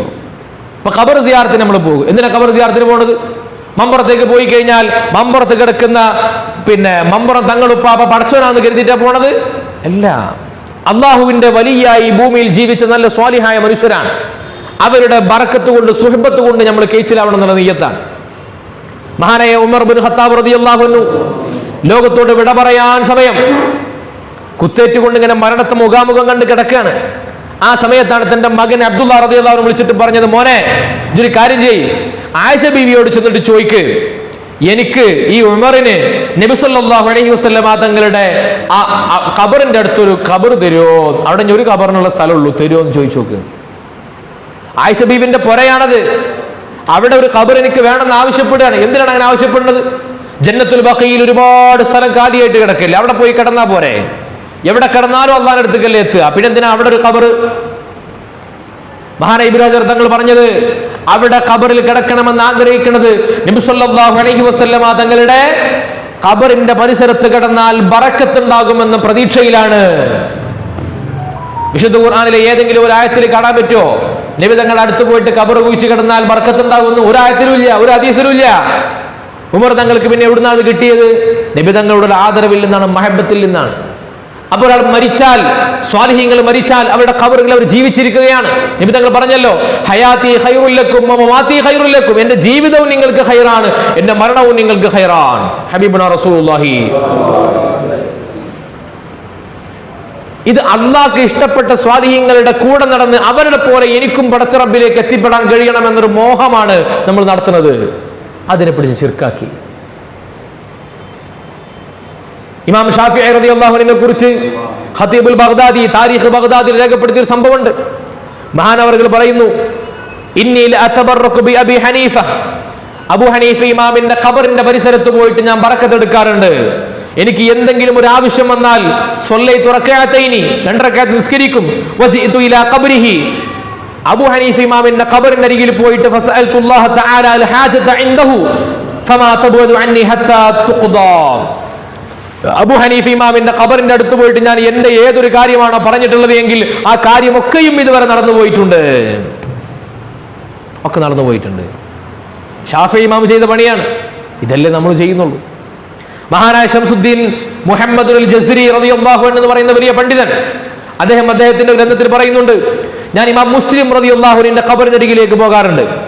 ഇമാം മുസ്ലിം റളിയല്ലാഹു അൻഹുവിന്റെ സ്വഹീഹ് മുസ്ലിം എന്ന് പറയുന്ന വലിയൊരു കിതാബ് ഉണ്ടാക്കിയ മഹാനാണ്. എന്നിട്ട് ആ ഖബറിന്റെ അടുത്ത് പോയിട്ട് സ്വഹീഹ് മുസ്ലിമിൽ നിന്ന് ഏതാനും ചില ഭാഗങ്ങൾ ഞാൻ തബറുക്കിന് വേണ്ടി ഓതും.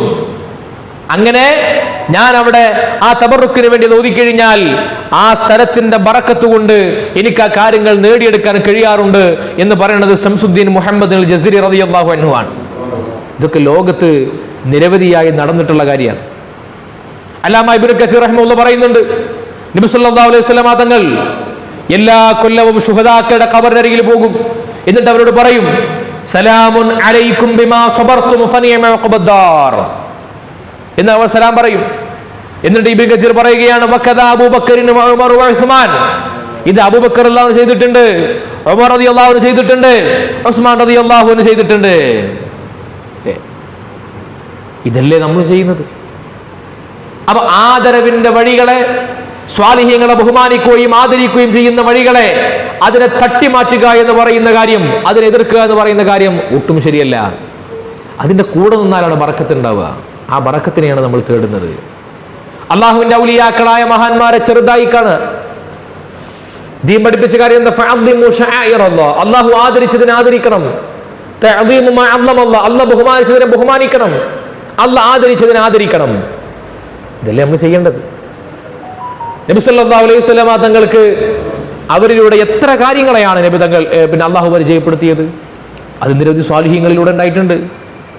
നിരവധി സ്വാലിഹീങ്ങളിലൂടെ നബി തങ്ങളുടെ ഷഅർ മുബാറക്ക്, നബി തങ്ങളുടെ ശറഫാക്കപ്പെട്ട മുടി തന്റെ വീട്ടിൽ സൂക്ഷിച്ചു വെച്ചിരുന്നു. ആ മുടിയിൽ നിന്ന് മുക്കിയ വെള്ളം കൊടുത്തുകൊണ്ട് ആളുകളുടെ അസുഖം മാറ്റാറുണ്ടായിരുന്നു ഉമ്മു സുലൈമ റളിയല്ലാഹു അൻഹ. ആളുകൾ അങ്ങോട്ട് വരാറുണ്ട്. ഇതൊക്കെ നമ്മുടെ നാട്ടിൽ പതിവായി നടക്കുന്നതാണ്. അല്ലാഹു നമുക്ക് തൗഫീഖ് ചെയ്ത് അനുഗ്രഹിക്കട്ടെ. അതുകൊണ്ട് ആദരിക്കുന്നതിനെ ആദരിക്കേണ്ടതിനെ ആദരിക്കാനും ബഹുമാനിക്കേണ്ടതിനെ ബഹുമാനിക്കാനും കഴിയുന്ന ഒരു ഖൽബിനെ നമുക്ക് ഉണ്ടാക്കിയെടുക്കുക എന്നതാണ് ഏറ്റവും പ്രധാനപ്പെട്ടത്. നമ്മൾ അറിയാത്ത വഴികളിലൂടെ അല്ലാഹു തആല ഇത്തരം സ്വാലിഹീങ്ങൾക്ക് അവർക്ക് ധാരാളം വഴികൾ ഉണ്ടാക്കി കൊടുക്കും. ഇപ്പോൾ ഉദാഹരണം പറയാം, നബി തങ്ങളുടെ സ്വഹാബത്തിൽപ്പെട്ട ഏതാനും ആളുകൾ ഒരിക്കലൊരു യാത്ര പോയി. ആ യാത്ര പോയപ്പോൾ നബി സല്ലല്ലാഹു അലൈഹി വസല്ലം തങ്ങളുടെ സ്വഹാബികൾ ഇങ്ങനെ യാത്ര പോയപ്പോൾ ഒരു സ്ഥലത്ത് തമ്പടിച്ചു. അപ്പൊ അവിടെയുള്ള ആൾക്കാർ പറഞ്ഞു, ഇവിടങ്ങൾ അതിഥികളായിട്ട് കൂടാൻ പറ്റൂല, അങ്ങോട്ട് ഇവിടുന്ന് പോകണം എന്ന് പറഞ്ഞു. അങ്ങനെ അവർ മറ്റൊരു സ്ഥലത്തേക്ക് അവർ താമസം മാറ്റി. ആദ്യം ഞങ്ങളുടെ കൂടെ കൂടരുത് എന്ന് പറഞ്ഞിരുന്ന ആൾക്കാരുണ്ടല്ലോ, അവരുടെ കൂട്ടത്തിലെ നേതാവിനെ ഒരു തേള് പോലത്തെ ഒരു വിഷമുള്ളൊരു ജീവി കടിച്ചു. അയാൾ രോഗിയായി. ഈ ആട്ടൊരു കുടുങ്ങി. അപ്പൊ ഈ ആൾക്കാർ നേരത്തെ വന്നുപോയ നബി തങ്ങളുടെ സ്വഹാബത്ത് തമ്പടിച്ച സ്ഥലത്ത് പോയിട്ട് പറഞ്ഞു, നിങ്ങളെ കൂട്ടത്തിൽ മന്ത്രിക്കാൻ അറിയുന്ന ആരെങ്കിലും ഉണ്ടോ എന്ന് ചോദിച്ചു. ഹൽഫീക്കും മഹദു യർക്ക, ആരെങ്കിലും മന്ത്രിക്കാൻ അറിയുന്ന ആൾക്കാർ നിങ്ങളുടെ കൂട്ടത്തിലുണ്ടോ? അപ്പോൾ കൂട്ടത്തിലുണ്ടായിരുന്ന നേതാവ് പറഞ്ഞു, അതെ ഞാൻ മന്ത്രിച്ചോളാം. എന്നാൽ ഞങ്ങളെ നേതാവിനെ ഒന്ന് മന്ത്രിക്കണം. അപ്പൊ പറഞ്ഞു, ഇല്ല അങ്ങനെ മന്ത്രിക്കൂല, കാരണം നിങ്ങളെ അടുത്ത് ഞങ്ങളും തമ്പടിക്കട്ടെ എന്ന് ചോദിച്ചപ്പോൾ നിങ്ങൾ സമ്മതിച്ചില്ലല്ലോ. ഇനി മന്ത്രിക്കണമെങ്കിൽ ഇനി ഞങ്ങൾ മന്ത്രിക്കാൻ വരൂല, ഞങ്ങളെ തടഞ്ഞു. അപ്പൊ പറഞ്ഞു, നല്ല കൂലി തരാം മന്ത്രിക്കാൻ വരുമെന്ന് ചോദിച്ചു. നല്ല ഹദിയ തരാം, നിങ്ങളൊന്ന് മന്ത്രിച്ചെന്നാ മതി. അപ്പൊ പറഞ്ഞു, അവർ തമ്മിൽ തീരുമാനാക്കി 30 ആട് മന്ത്രിക്കാനേ, 30 ആട്. ചെറിയ മന്ത്രമൊന്നല്ല. അങ്ങനെ ഈ സ്വഹാബി ചെന്നു.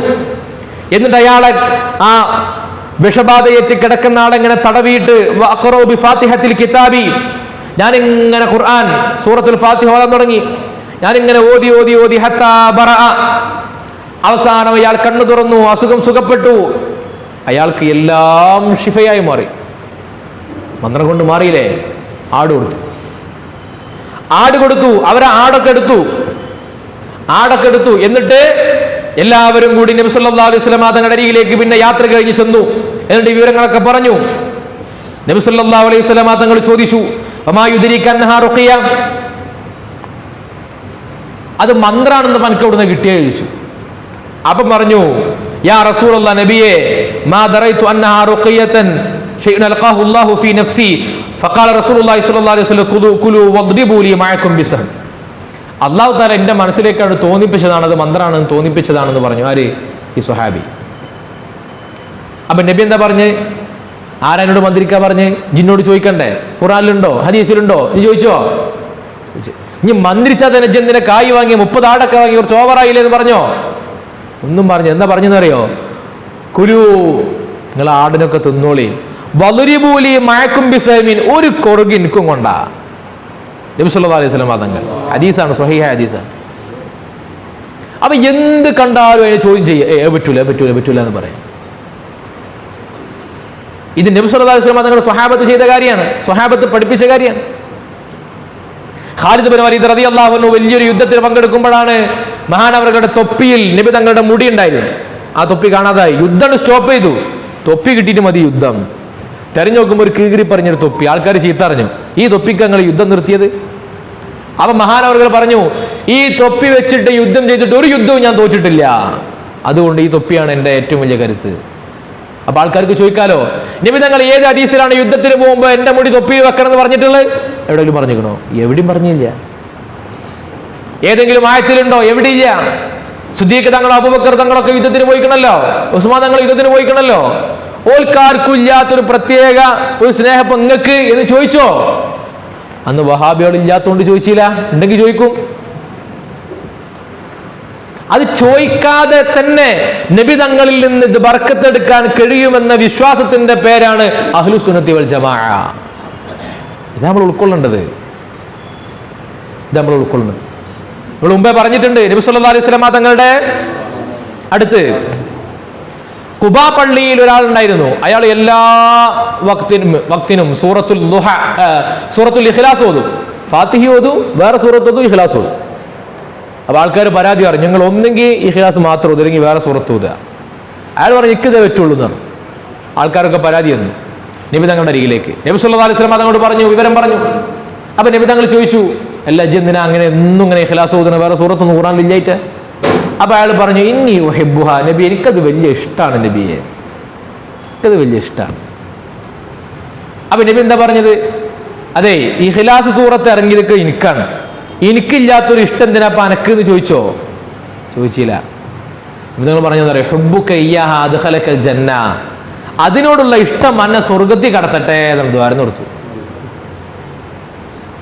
നമ്മളിങ്ങനെ സങ്കല്പിക്കുക, നമ്മുടെ നാട്ടിൽ നമ്മൾ നബിദിനും മൗലിദൊക്കെ നമ്മളിങ്ങനെ നടത്തും.